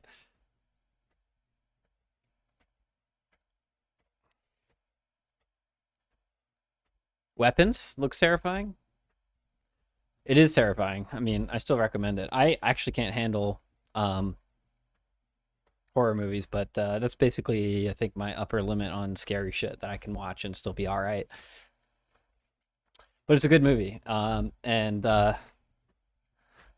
the themes are good if you get what's going on. It's kind of hard to parse, but makes you. It's one of those ones that's good to watch. So recommended.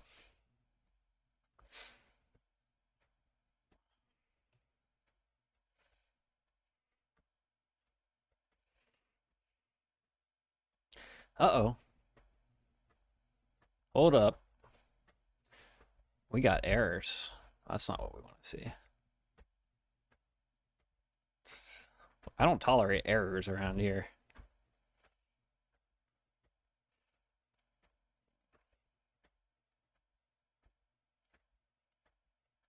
What on earth? I think it's the... Yes, that's what it is. Okay. So take a breath. We had this right here, and it's this, I think. I think we can reproduce by, yeah, we can reproduce by doing that. So here is that issue. This time it avoids updates from peers who are still visible. So when we remove our world, we need to make sure that we have our visibility as false, meaning this piece. I don't like this at all. Let's put a little critical here. But that's all we can do.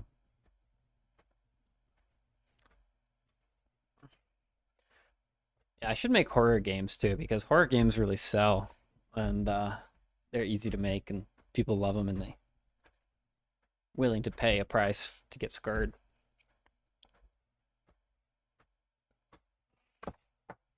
That's just not my wheelhouse. I'm more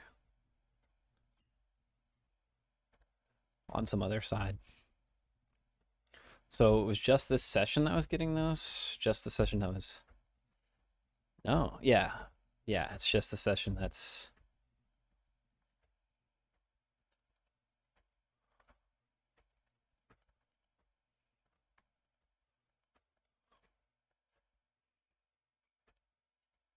Interesting. That's behavior I didn't expect. So with 2 peers, oh yeah, there's all the errors. Okay. The fuck am I gonna do about that? Clear cache. The server travel command in Unreal is opaque, and you have to just pray sync clients follow the listen server host. That's I'm pretty sure it's bugged in current 5.6. Ooh, yeah, yeah, I can see that.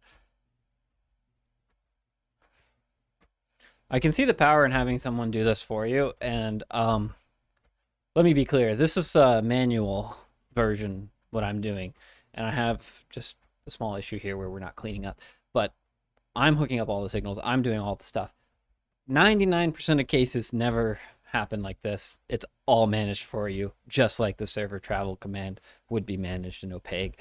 Um, that is great about Godot's multiplayer spawner and synchronizer. They're basic nodes that they have. They're very powerful and multi-purpose. So when you have a multiplayer synchronizer, you just drop it in. You go multiplayer synchronizer, multiplayer spawner, multiplayer synchronizer. I'm pushing Command A, adding these 2 things, and then we just have this add a property to sync.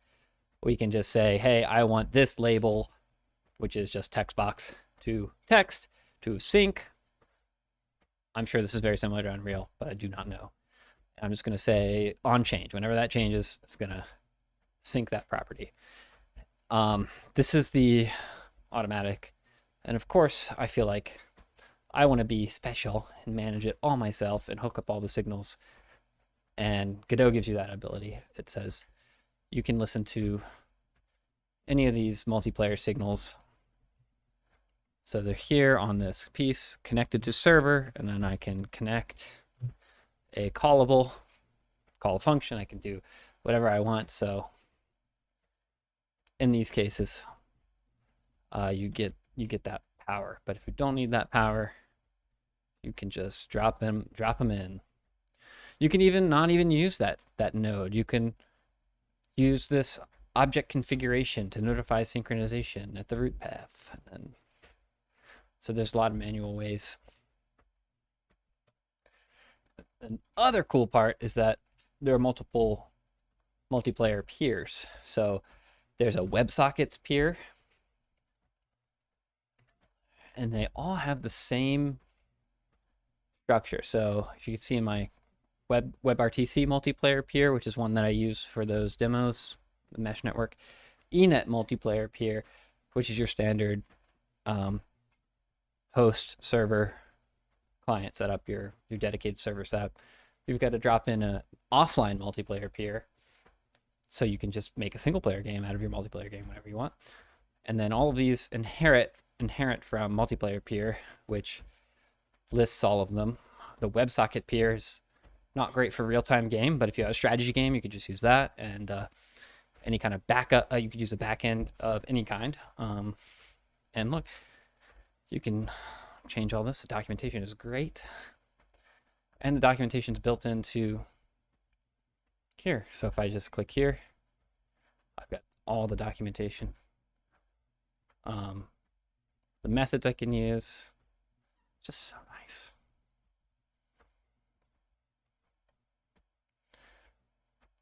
But of course, you can go all the way up to a packet peer, and then you get these packet peer stream, packet UDP, so you can go real low level.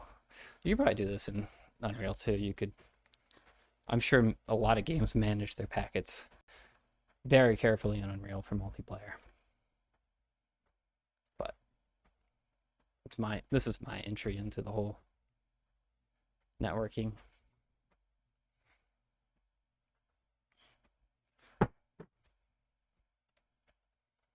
Let's test the server dropping. Perfect. So all that's left is to kind of do a YouTube-y like, hey, this is how this all works. So let's shut this down. So we've got this video, and it doesn't cover anything because I'm not talking on it.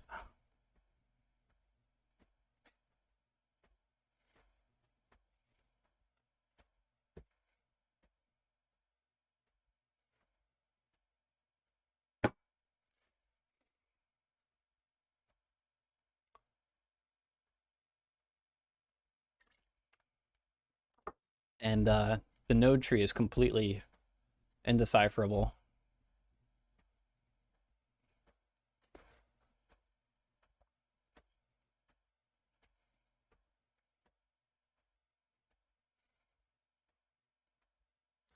Greetings, how's it going?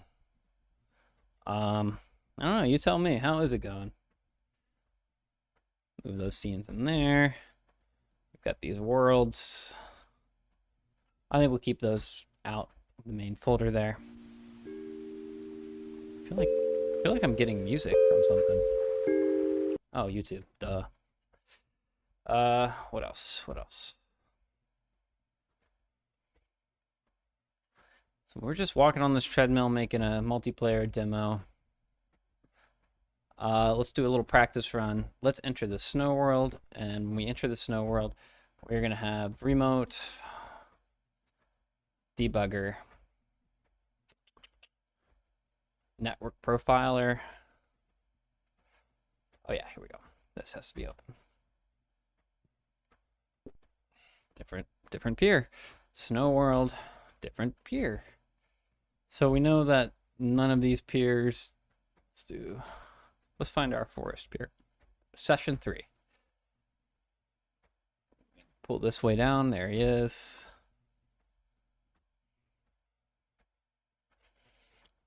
I think that's just how I'm gonna do it.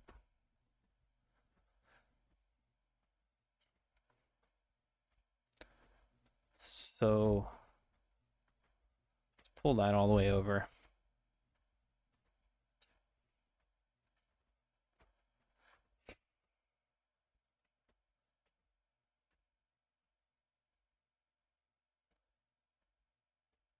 Close all of these.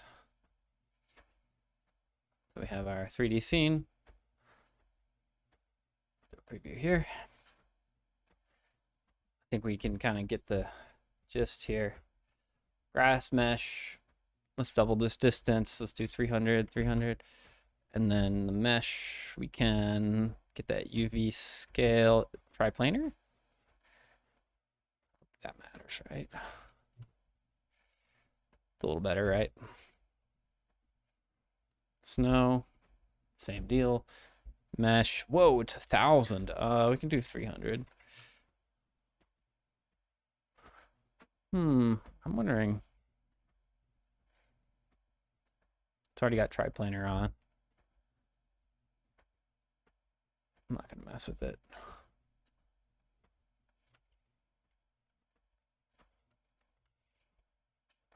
Just bad vibes there.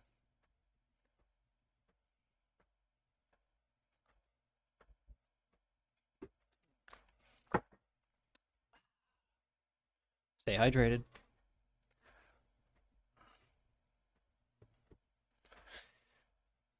Wow.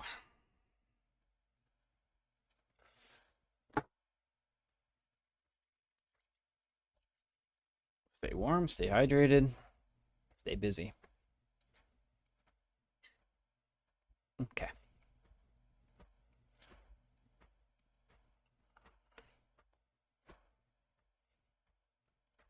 It would be great if I made this more like...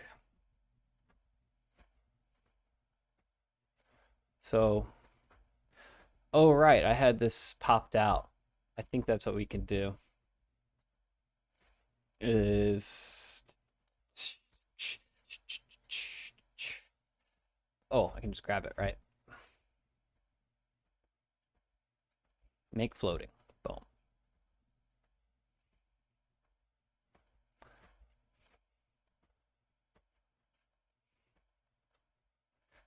Okay. So this is how we're going to do the demo.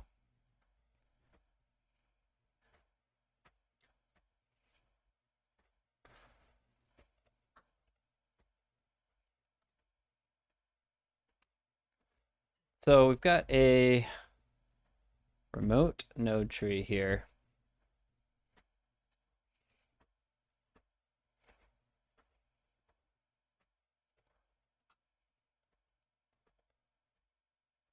Now the question is, do we want to mount all of the worlds on the server as well? It would like disrupt this like whole node tree thing, so I don't think we want to do that. Tabbing back and forth, you only have one monitor. I do, yeah. I have one giant fucking monitor. It's 42 inches across. And I need to set up one for Twitch. Like, I think that's mainly my issue. But I also have a fancy keyboard. It's a Moonlander ZSA orthogonal. And it has a ton of macros. So my tabbing is always just one key. It's not like I'm control tabbing. I'm actually just pressing one key.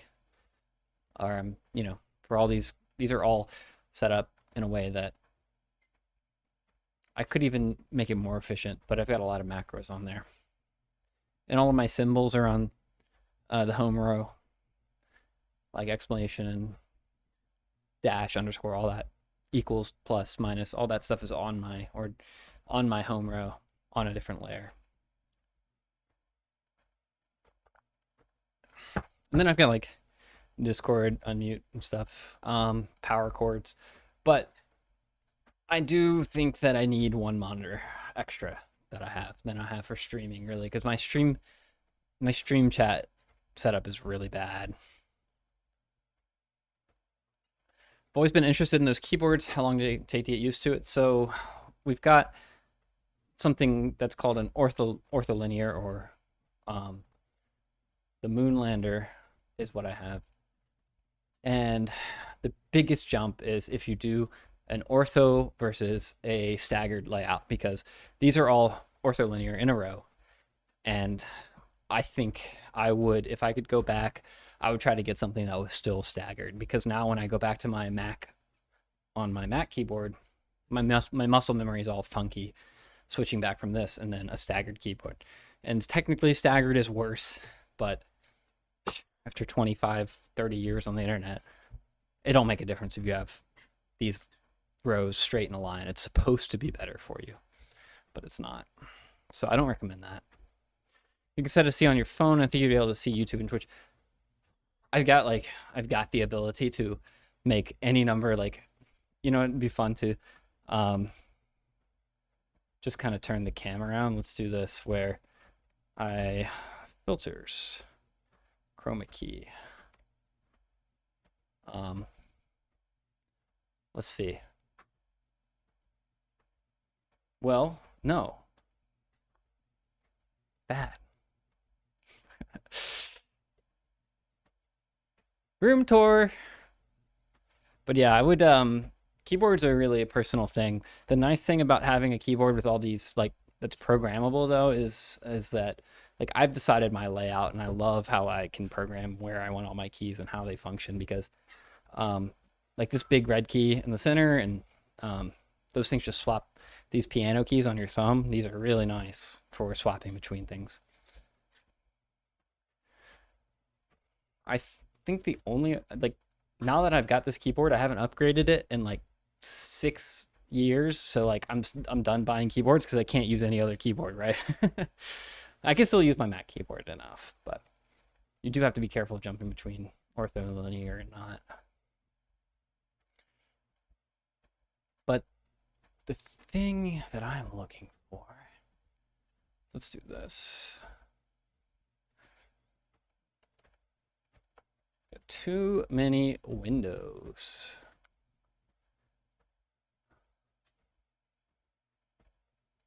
Too many. Yeah. Once I get the time one day. Can you tilt that thing so your forearms are in natural state? Yes, you can tent it so that you've got more of a thing. But mine, I keep flat because I pound the keys so damn hard that there's nothing that can resist as far as tenting. The other thing I do have is our mouse. It is the classic Logitech MX vertical, and I use this 1,000% of the time. I think I wouldn't have arms if I didn't have this. So that's the other piece. And what do you say? Vertical mouse relief. So it relieves this basically this traditional ergonomic posture. Just keep, if you put your hand out straight, your bones are not crossed over, but if you tilt your hand, your traditional mouse is just going to be awful, awful, awful. And I've tested almost every vertical mouse out there, and I hope they make more better ones, because this MX vertical from Logitech isn't the best, but this fucking thing, oh my god, this thing sucks. This Evolunt, it's like $100, and it's a piece of trash. Cannot stress enough that this is not good. The MX vertical, I bought a couple of these. Just works. Just good enough for me. Has just enough buttons. Has good thumb buttons. I use these thumb buttons for back and forth on the browser, obviously. And then this top button is a sensitivity. Don't touch that. And then you don't need any software. I use this on Mac without any software. So, but yeah, some people will tent the Moonlander, and then I think the 360 Kinesis is the only thing I would actually, Advantage Kinesis is, this is the only thing I would actually be interested in upgrading to. It's like $400, I believe. Yeah, 500. Fuck. But this is probably, again, ortho, but it's weld, so that's better than flat because your fingers travel less. But I really think this travel time thing is just totally overblown. It's really more about what you have access to on your thumbs. And then again, staggered versus ortho is not gonna they just don't make good split orthos. I mean, split staggered, sorry. All the split boards are ortholinear as well, because split. And the thing about it is these halves, like, they drift together anyway. So you're not getting a ton of benefit out of the actual split. But yeah, I've got horrifying carpal tunnel. In fact, like, my hands just go numb from doing the thing, gaming and whatnot. And then if I do like play like Arc Raiders, I do play with a flat mouse that's gamer mouse, like the PC Master Race. These ultralights, game changer. The lighter the mouse, it's just the better it is for gaming. So the Logitech one is really bad for gaming, because if you think about how you're shooting in a FPS, if you press the trigger, you're actually pushing the mouse to the left every time you press the trigger. So I'm like, pew, pew, pew, pew, pew, pew, right across the screen. So you've got this terrible left-right. Doesn't matter that much, but, you know, if you're trying to win. And yeah, this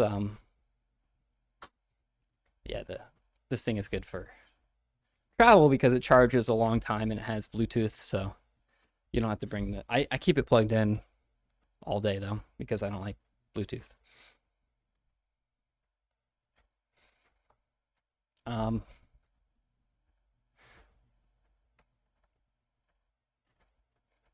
That was the gear corner. Let's see if I can find... I think I've got a desk picture somewhere. Let's see if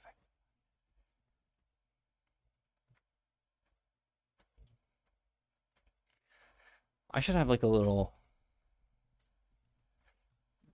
corner.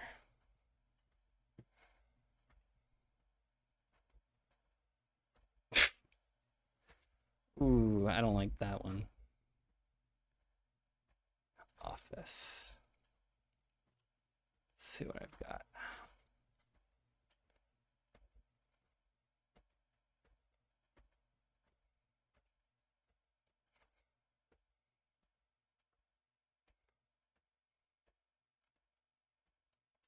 Oh, I know what I can search. I can search Discord. Yeah.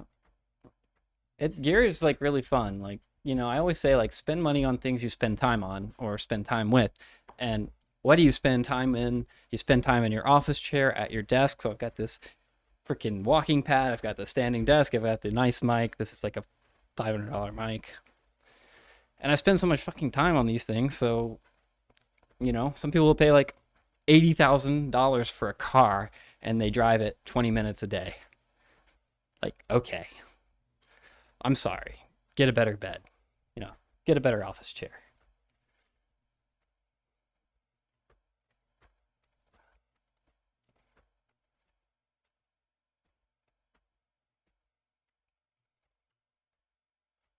Ah, here it is.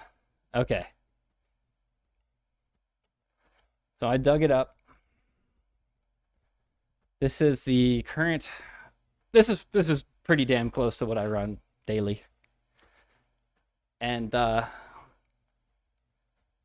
so there are two audio devices, one for each computer. Um, this is a configuration I've had where that would be the. I could do that right now. It's just closed, but I could do that chat on that Mac there. That's the Mac I'm running with. I did this 1 year ago. I got that M4 chip MacBook Pro, not the high end spec. This was, I think, $1,200. This is the wallpaper that came with it, and I haven't changed it. I think that's the Sequoia, you know. The fuck did my serial number just change? I don't even know. Tree. I did get some burn in on this OLED monitor. This is a 42-inch OLED gaming monitor from Asus. And you do have to be careful of burn-in. So I left it on one night and didn't shut down properly. I got like these vertical trees, but luckily you could do a pixel refresh, and like there's some YouTube videos you can watch that'll like spam your screen with colors to make the burn-in less pronounced. So just silly. And then you can see on the right side, this is my gaming PC on the right. That is mostly gathering dust. And then the meme is the "This is fine" meme from Casey Green. It's the follow-up. This is fine, part 2, Casey Green. And it's signed. So it's got all that. And then the follow-up, this is the one that's, what the oh, this is not fine. Everything's on fire. What the hell is my problem? Oh my god, Jesus fuck, every fucking thinking there's no reason to let it last this long and get this bad. They shot a gorilla, for God's sake. This was right after Harambe. Which is very poignant because a lot of people think that's kind of where the whole world went wrong. And it was not fine, but it is fine. So a nice signed edition. I think it actually got signed at MagFest, which is coming up in DC, many years ago. I didn't actually go to MagFest. My partner did, and she got it signed for me, found it and got it signed. That's cute. But I should go to MagFest sometime. But I'm obviously not very musical. Good night. Thanks for stopping by.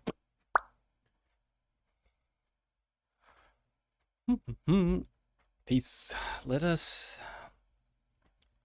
I think we're ready to do the demo. So the way we're gonna do this is we're going to record it right now. And then we're going to just minimize the number of things we have to tab through.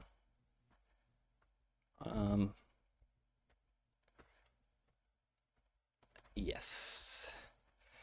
Perfect. That's all gone. So now we just have these items and then a bunch of Godots. Don't need Discord right now. Okay. So, boom. Okay. Let's practice. All right. So have you ever wanted to have players and okay, we gotta stop. It's gotta I can't walk. Get my lungs working.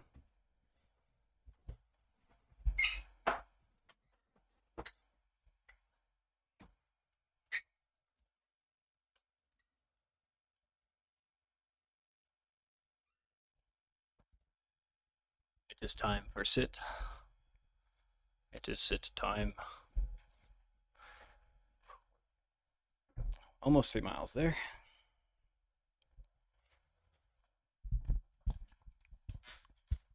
Over AT. I think this is just going to work. And we will pull this menu up to basically be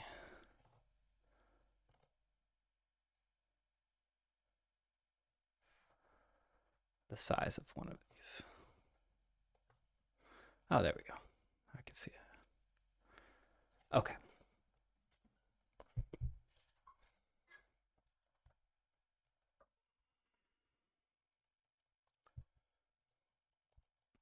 Now, the one thing I should think about is if I want to show any of the code.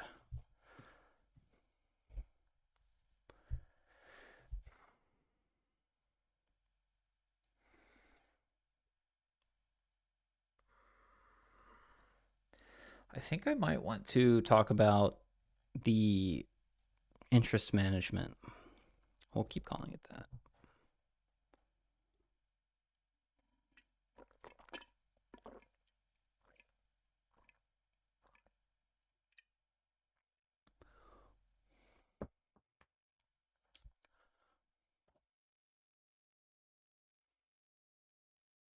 People are going to want to know about this server worlds thing.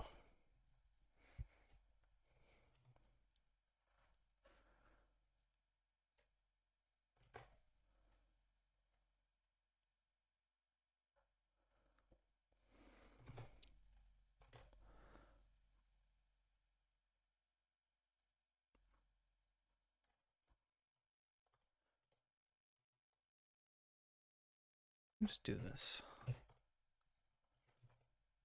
Test it out. Now each of the server worlds, so can't test it quite yet because we need to flip this flag to true.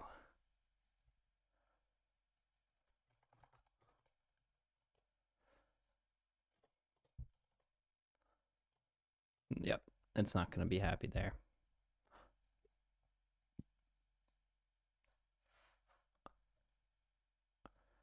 Let's say the server world, get child world. We'll do that as a multiple. We'll say get tree, get nodes and group, worlds, magic string. Ignore the magic string behind the curtain. True that up. And get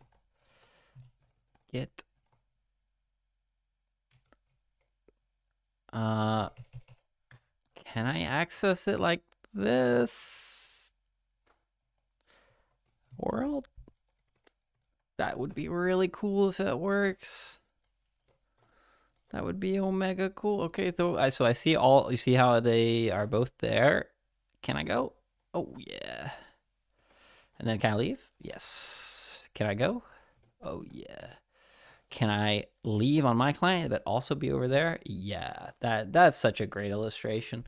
So I think we'll turn that off to start. Okay. But that's cool that we can turn that on with a,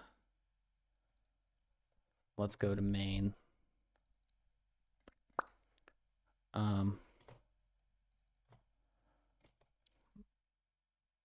Okay. Busy. Let's do it. Where is now our pop out thing? It's behind me. There it is. Perfect. Okay. So I'll pull that up second, but let's do the first half. Let's make ourselves slightly larger.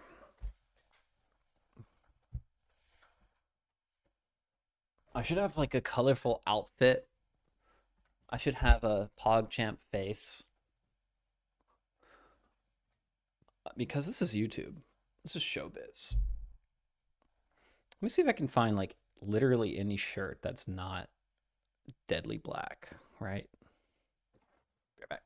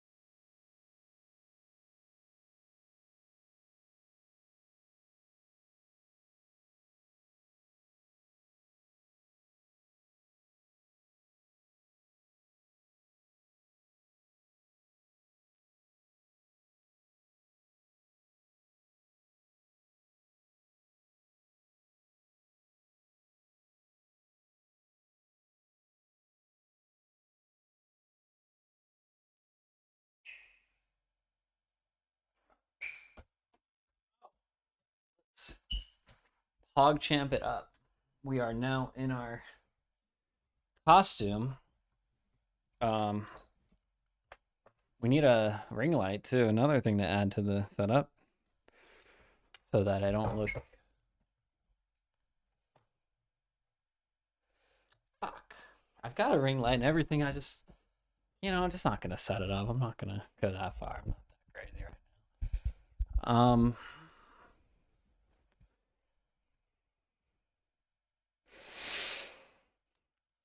Better than some people's production value, but worse than others, right? So I love it. Okay, it's gonna take a couple takes probably, but I think we are set up. Yeah, this looks good now that I've got some like ring light. There's like a app now that Apple has where they just put a white thing around their screen and boom, ring light. Could definitely do that. I'm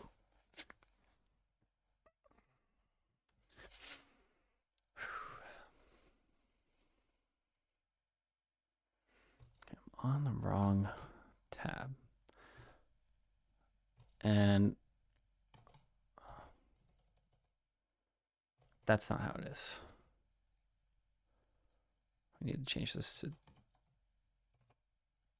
false.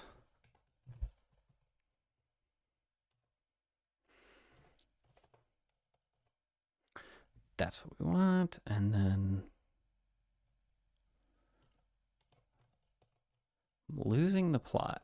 I think all YouTubers are driven to madness eventually. But that's okay. We need session 3. That's what we need. Okay.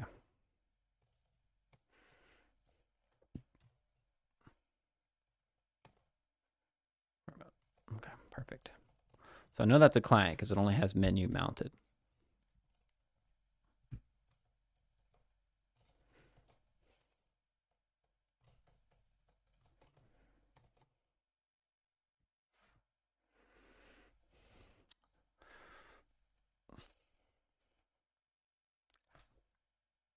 You know, you've got to have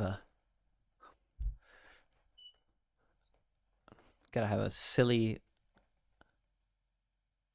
start. Hey everybody, sometimes you come across an interesting problem and you've just got to do a little proof of concept to see if it works. One thing that gets asked all the time is, can I have 2 different zones, 2 different worlds, and still have multiplayer working? Like, can player A be in the first level and player B be in the second level?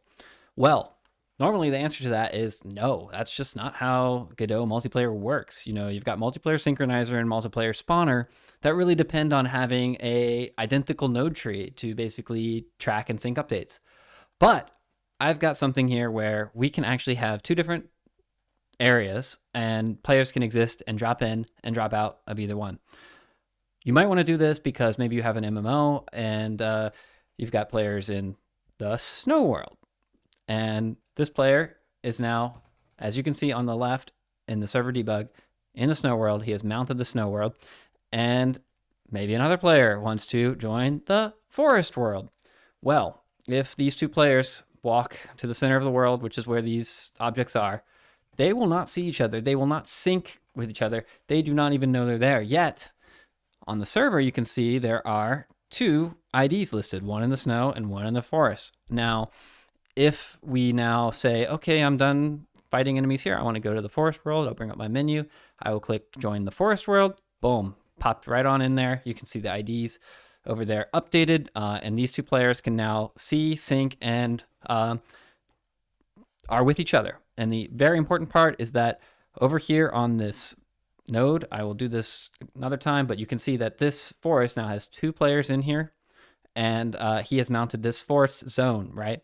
And now if I go back to the snow world, boom, cleaned up. He is all alone over in the snow world. A 3rd player enters, can drop right into the snow world. You see him on the ID list. He can go over to the forest world. He gets cleaned up, and then let's put everybody over to the forest world. And you can see in our zone here, there he is. This is a transparent window with all three of these here, and then I can just like swap in, swap out, swap in. I can go all over here. And what's happening here is something called interest management. So these players are all tracking who is in what world by ID. And we only care about sending updates to people who are in our shared world. And so we can just kind of not have any errors in Godot, not have any issues in Godot, and again, mount two completely different scene trees. That's what this is showing here. Snow, and then you can see he's that block. He's gonna go boop over to the forest, cleaned up. All he's got is a menu that opens, and that forest is what he's there, and he's got those other players too. Here, let's do one more demo where we can grab all this, and what we're going to do is we are going to actually turn on server worlds. So we will be able to mount both worlds on the server with this true flag. And what's going to happen here is that when we boot up now and we bring up all our windows, nice tiling set of windows here, we've got this overlap. We've got server world has both snow and forest in there. You can see it's got trees, it's got the ice blocks. And when we enter the snow world, we can have the server track this player that's in the snow world. But then when we enter the forest world, he's also tracked. But these two guys can't see each other. The server can see all because the visibility management is always on for the server. That's why the number one, the server peer, is always number one, is listed there. And so he can swap just like we saw before, but there's no one in the forest world, but the server still has it. So you could theoretically clean up and remount the forest world. And the other thing you would need to do is offset these positionally on the server, at least. Probably just in general, you need to have a positional offset so that stuff like collision, if you're running enemies on here, I'm colliding here, but then when I go to the forest, I can just walk right through those ice blocks, right? Because they're not there for me. There's nothing there. So if you had enemies running on the server, you would want to do a positional offset so that you don't run into those kind of collision issues. So how this works is we are using multiplayer synchronizer, and multiplayer synchronizer has a really cool thing called visibility, and you can set visibility management. You can go to multiplayer synchronizer, set visibility, get visibility for. You can basically manipulate it, and I give it a peer ID and whether that's true or false. And we essentially keep that list in the server. The server just broadcasts that list of who's in what world, who wants to be in what world, and we use these methods. These are really great methods that can do what's called interest management. You could have a filter. I actually use the add visibility filter one in my project, and it just filters on IDs. You could do it based on distance. So some FPSs won't want to see players that are too far away. So you could make a new filter PID, and you could just say, if distance 2 or, in square X or Y, say like, okay, they're on a different shard of something, you could do it filtering that way. So this example project I'm going to put up, and hopefully someone can get some value out of this. And it's kind of a slightly different approach. The only caveat is that you can use multiplayer synchronizer because it has this idea of visibility, but you cannot use multiplayer spawner. So I do add things using RPC ID. And speaking of RPC ID, you do need to, again, kind of do this manually. So if you look at this code, we are always like calling these to the server with one, and then we have a special thing that we can do that is going to RPC for each in the, let's say, character. If they need to call an RPC, we are going to get the players in our world, and then for each one of those players, we're going to call the RPC. That's kind of the drawback here, is that you do need to do a little bit of management to make sure that you're not like throwing these out to everybody in every world at all times, because they can't get that sync. They're not there. They're not in that world. They don't want to hear it. So that is the short and sweet of it. So if you want to check it out, I'll have all of the links, and let me know if you think if this is useful. So enjoy. That's it. Man, I was slouched the whole time. Also, I don't know if my audio is good enough, but we will see.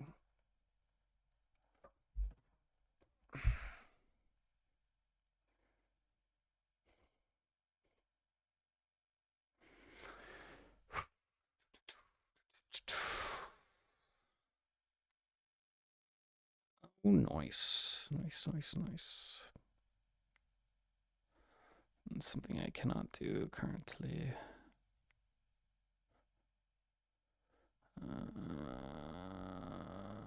Okay. What else? I think we're actually at a place where we're pretty happy with how this is done, and did I give away any OPSEC by showing these bookmarks?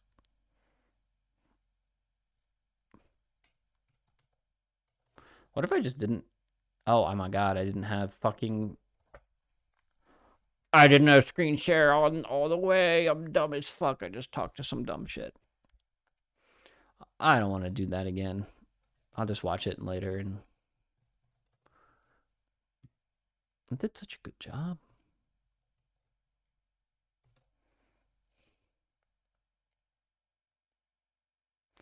I didn't have this capture on the proper capture, and I talked to multiplayer synchronizer. All right, should we go again?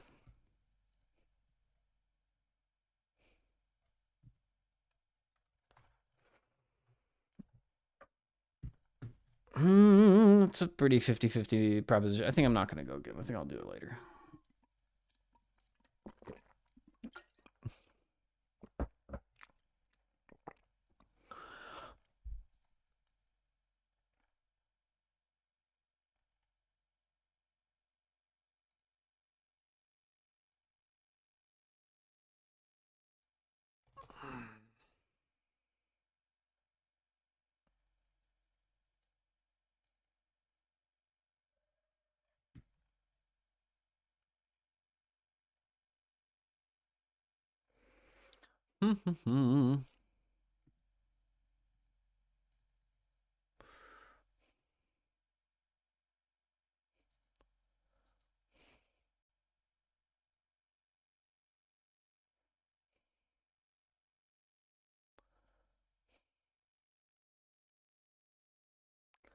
Just thinking about my options here.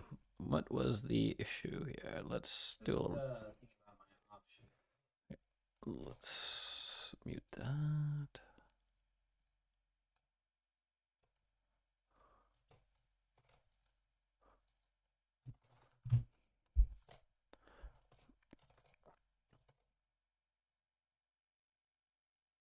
I do not want to have anything in my.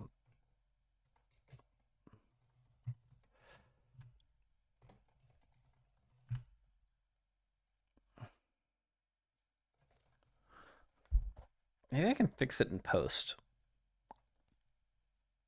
Maybe I don't want to fix it in post. Maybe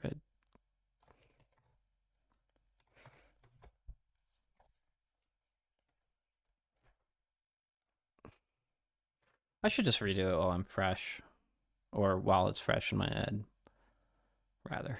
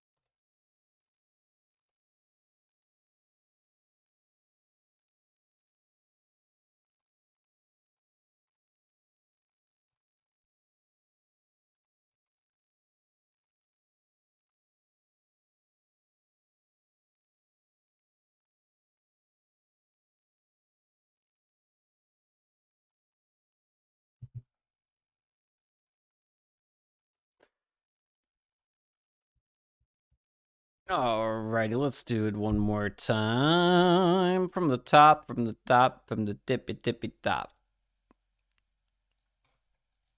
I don't really want to do it again, but that is all that is the YouTube gods must be.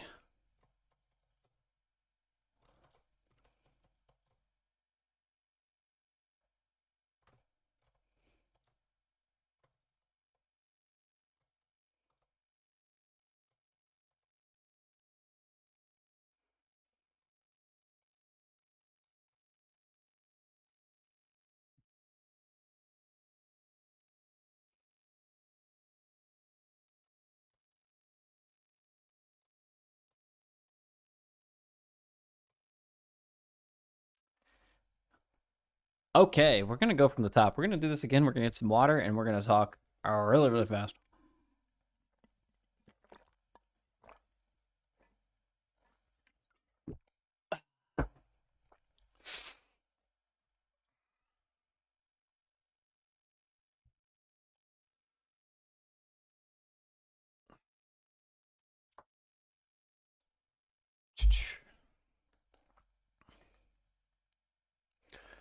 All right, I'm back again with something you should not do in Godot multiplayer, which is have two completely different node trees on two different peers.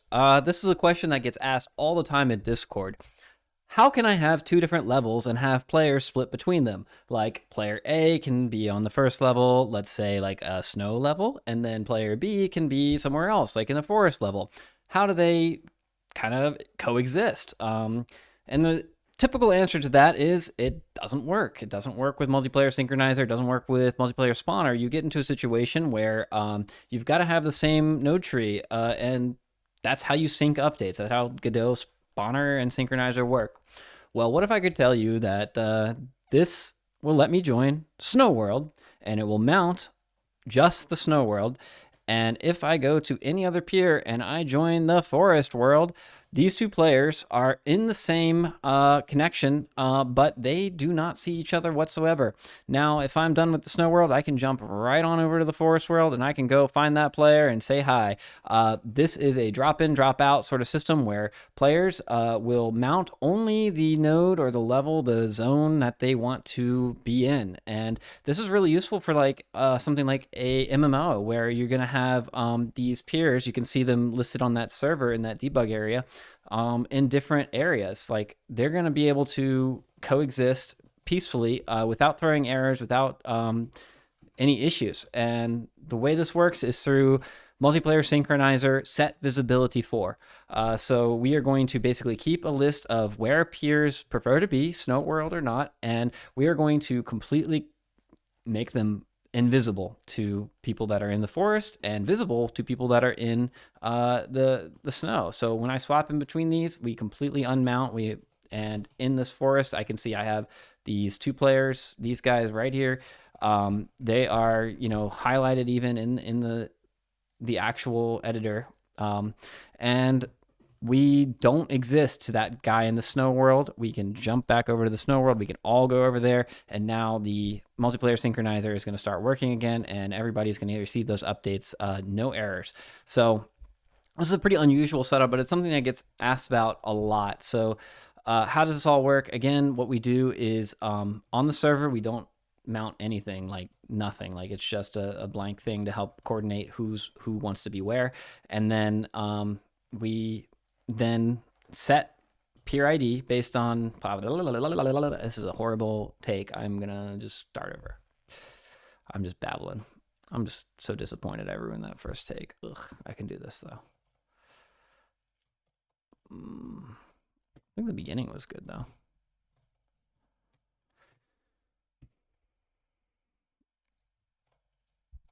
Okay.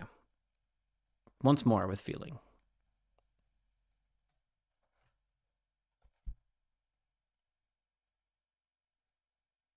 It's always this one.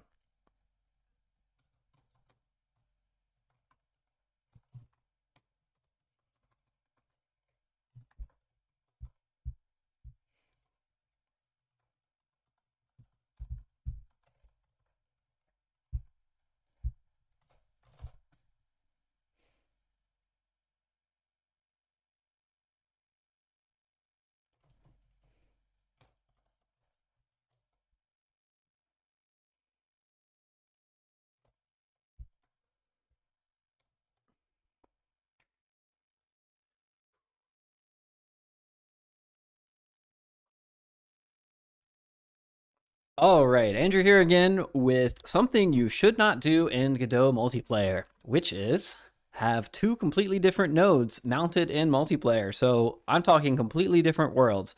This is a question that asks that.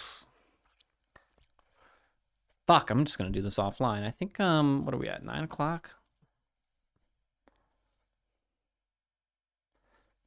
Work on something else. Do I want to work on anything else?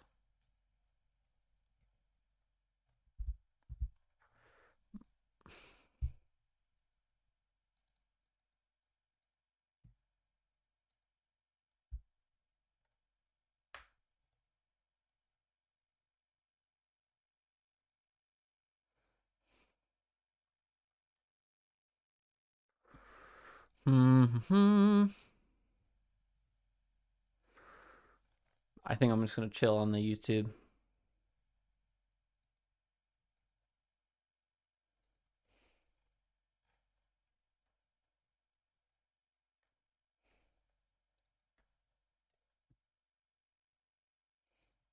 Nice.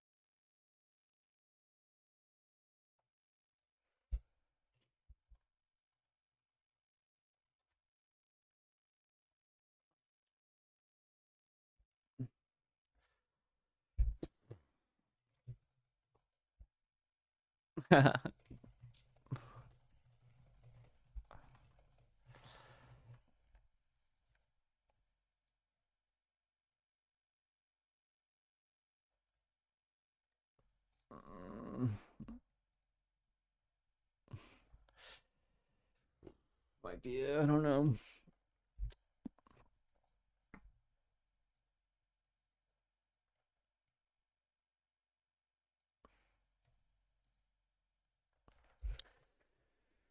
I'm going up, up, it's our moment. Gonna be golden, be golden. You know it. What should we do next? I think we're not out of juice yet, are we? Are we out of juice? We're definitely out of YouTube juice.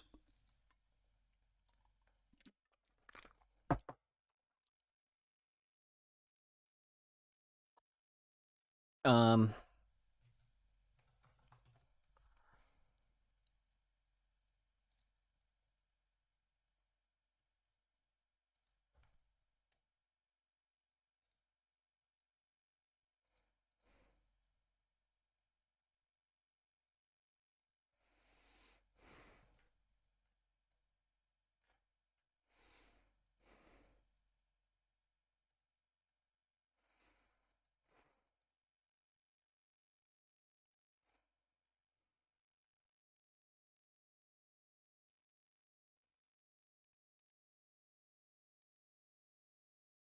hmm.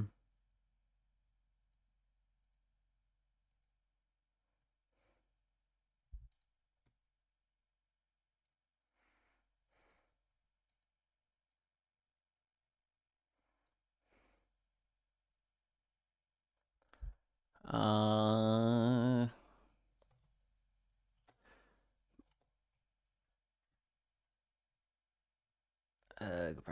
plugins enable.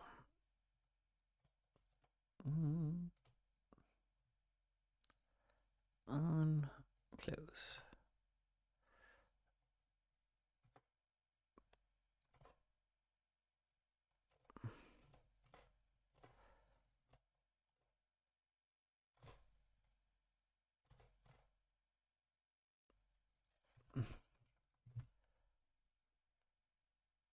Perfect. Mm.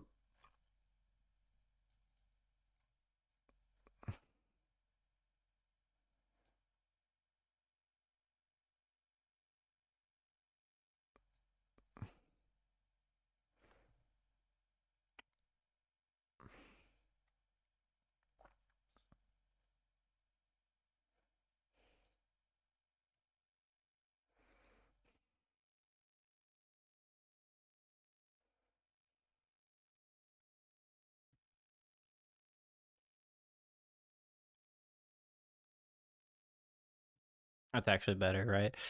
Okay. Test message. Perfect. Alrighty. Um Super.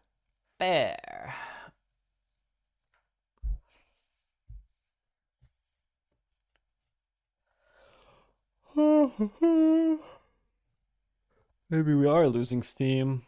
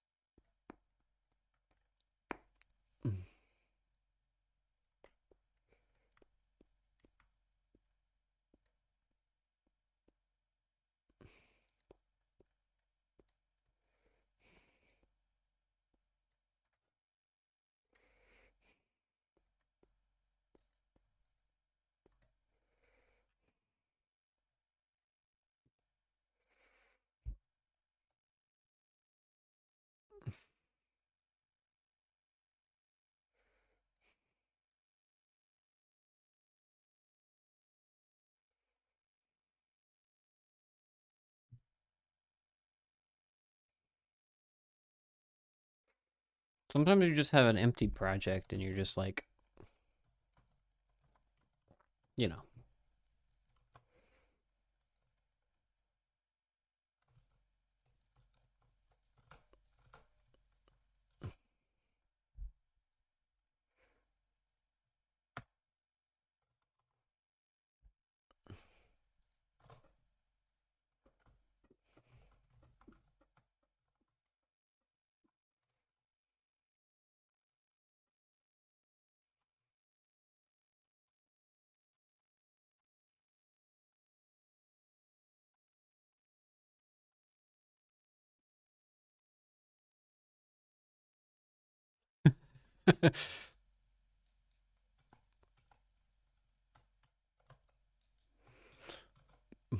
Thinking face.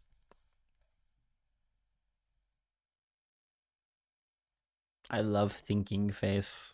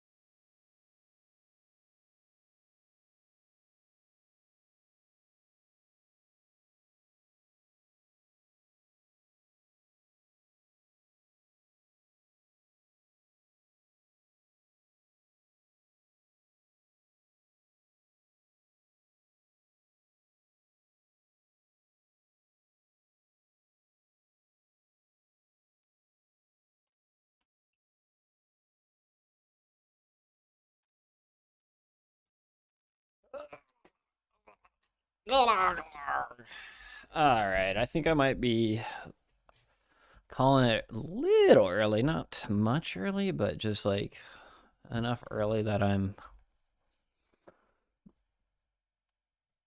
you know, how I am.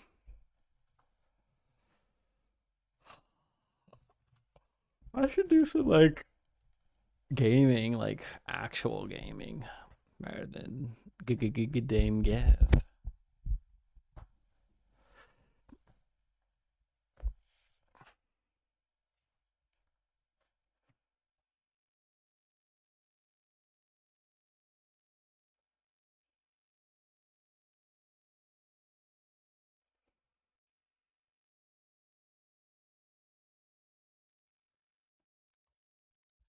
Going up, up, up, it's our moment. I'm gonna be gun me golden. We're absolutely losing it.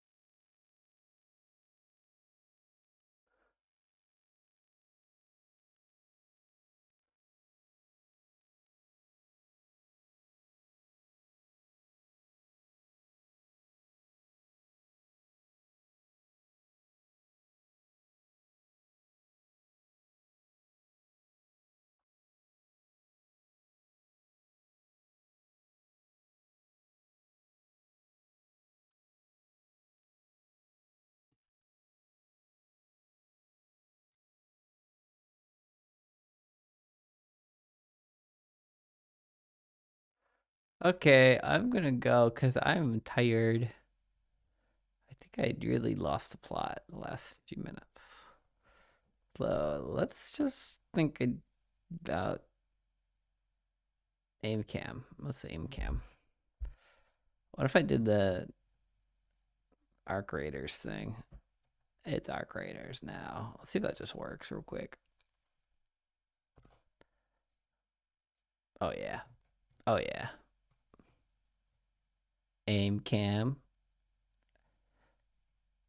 Yeah, this is a really good asset. This asset is a nice character controller. Obviously the feet need to do some IK rather than, or just use a strafe animation, which we could make pretty trivially, I think. What's funny is it kind of looks good from the other player's perspective. It doesn't look all that unnatural, does it? So if I lock in this way. I mean, it does look a little funk. And I don't know if it's like jitter or just like why what is this vibration upon the player body? That's not me. It's like there's no it's almost like there's like a frame rate thing. I wonder if let's do one more test. Let's do this. Mesh. Do it. Drop a mesh in here, and then this is kind of the last dealio. The mesh will be a capsule, of course. What else would it be? With a I don't want any of those meshes. I want a standard mesh and albedo it. I want some in pink. Perfect. All right, let's just do that. Now let's see what happens. Thanks everybody for joining. It's been a really fun stream. I'm just losing a little bit of steam because I didn't sleep great. Okay, so now I'm getting a player that is stationary is super chill, even when the player on the right is moving. Now you can see like this almost like jittery, like subpixel fuck of fuck. And my instincts for what that is caused by, it just doesn't look good. And my instincts say that's just a network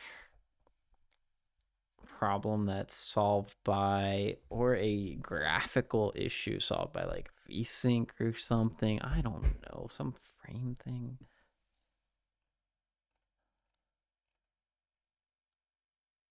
I feel like that's just not going to happen on like an actual gaming computer, like a non-debug build, but there's just like this layer of jitter. So I'm smooth, but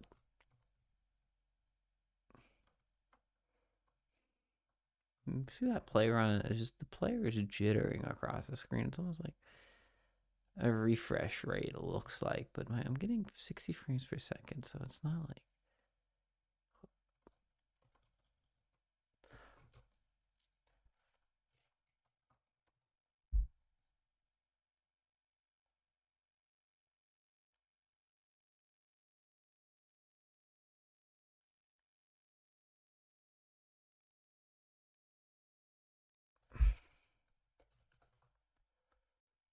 How about gel physics? We have physics. We have default physics. Let's try gel physics real quick.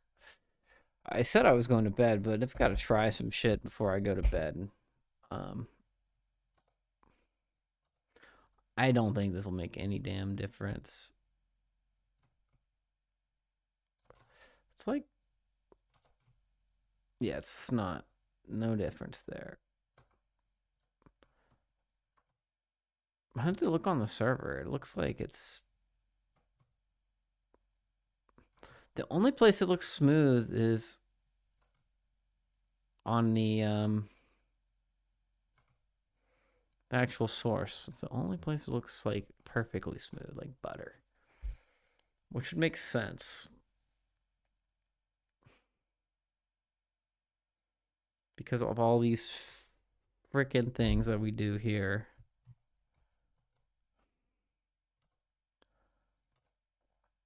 This one should result in both players moving at the same time.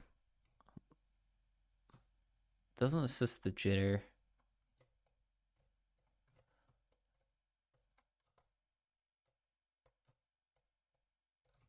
What is that? Like ghosting around the player, like they're updating. Like, is that like frames or is that can't possibly be a resource constraint unless it's caused by the resource constraint, like from OBS or something, or I'm CPU bound, or I've got Discord and like I think it's just network update.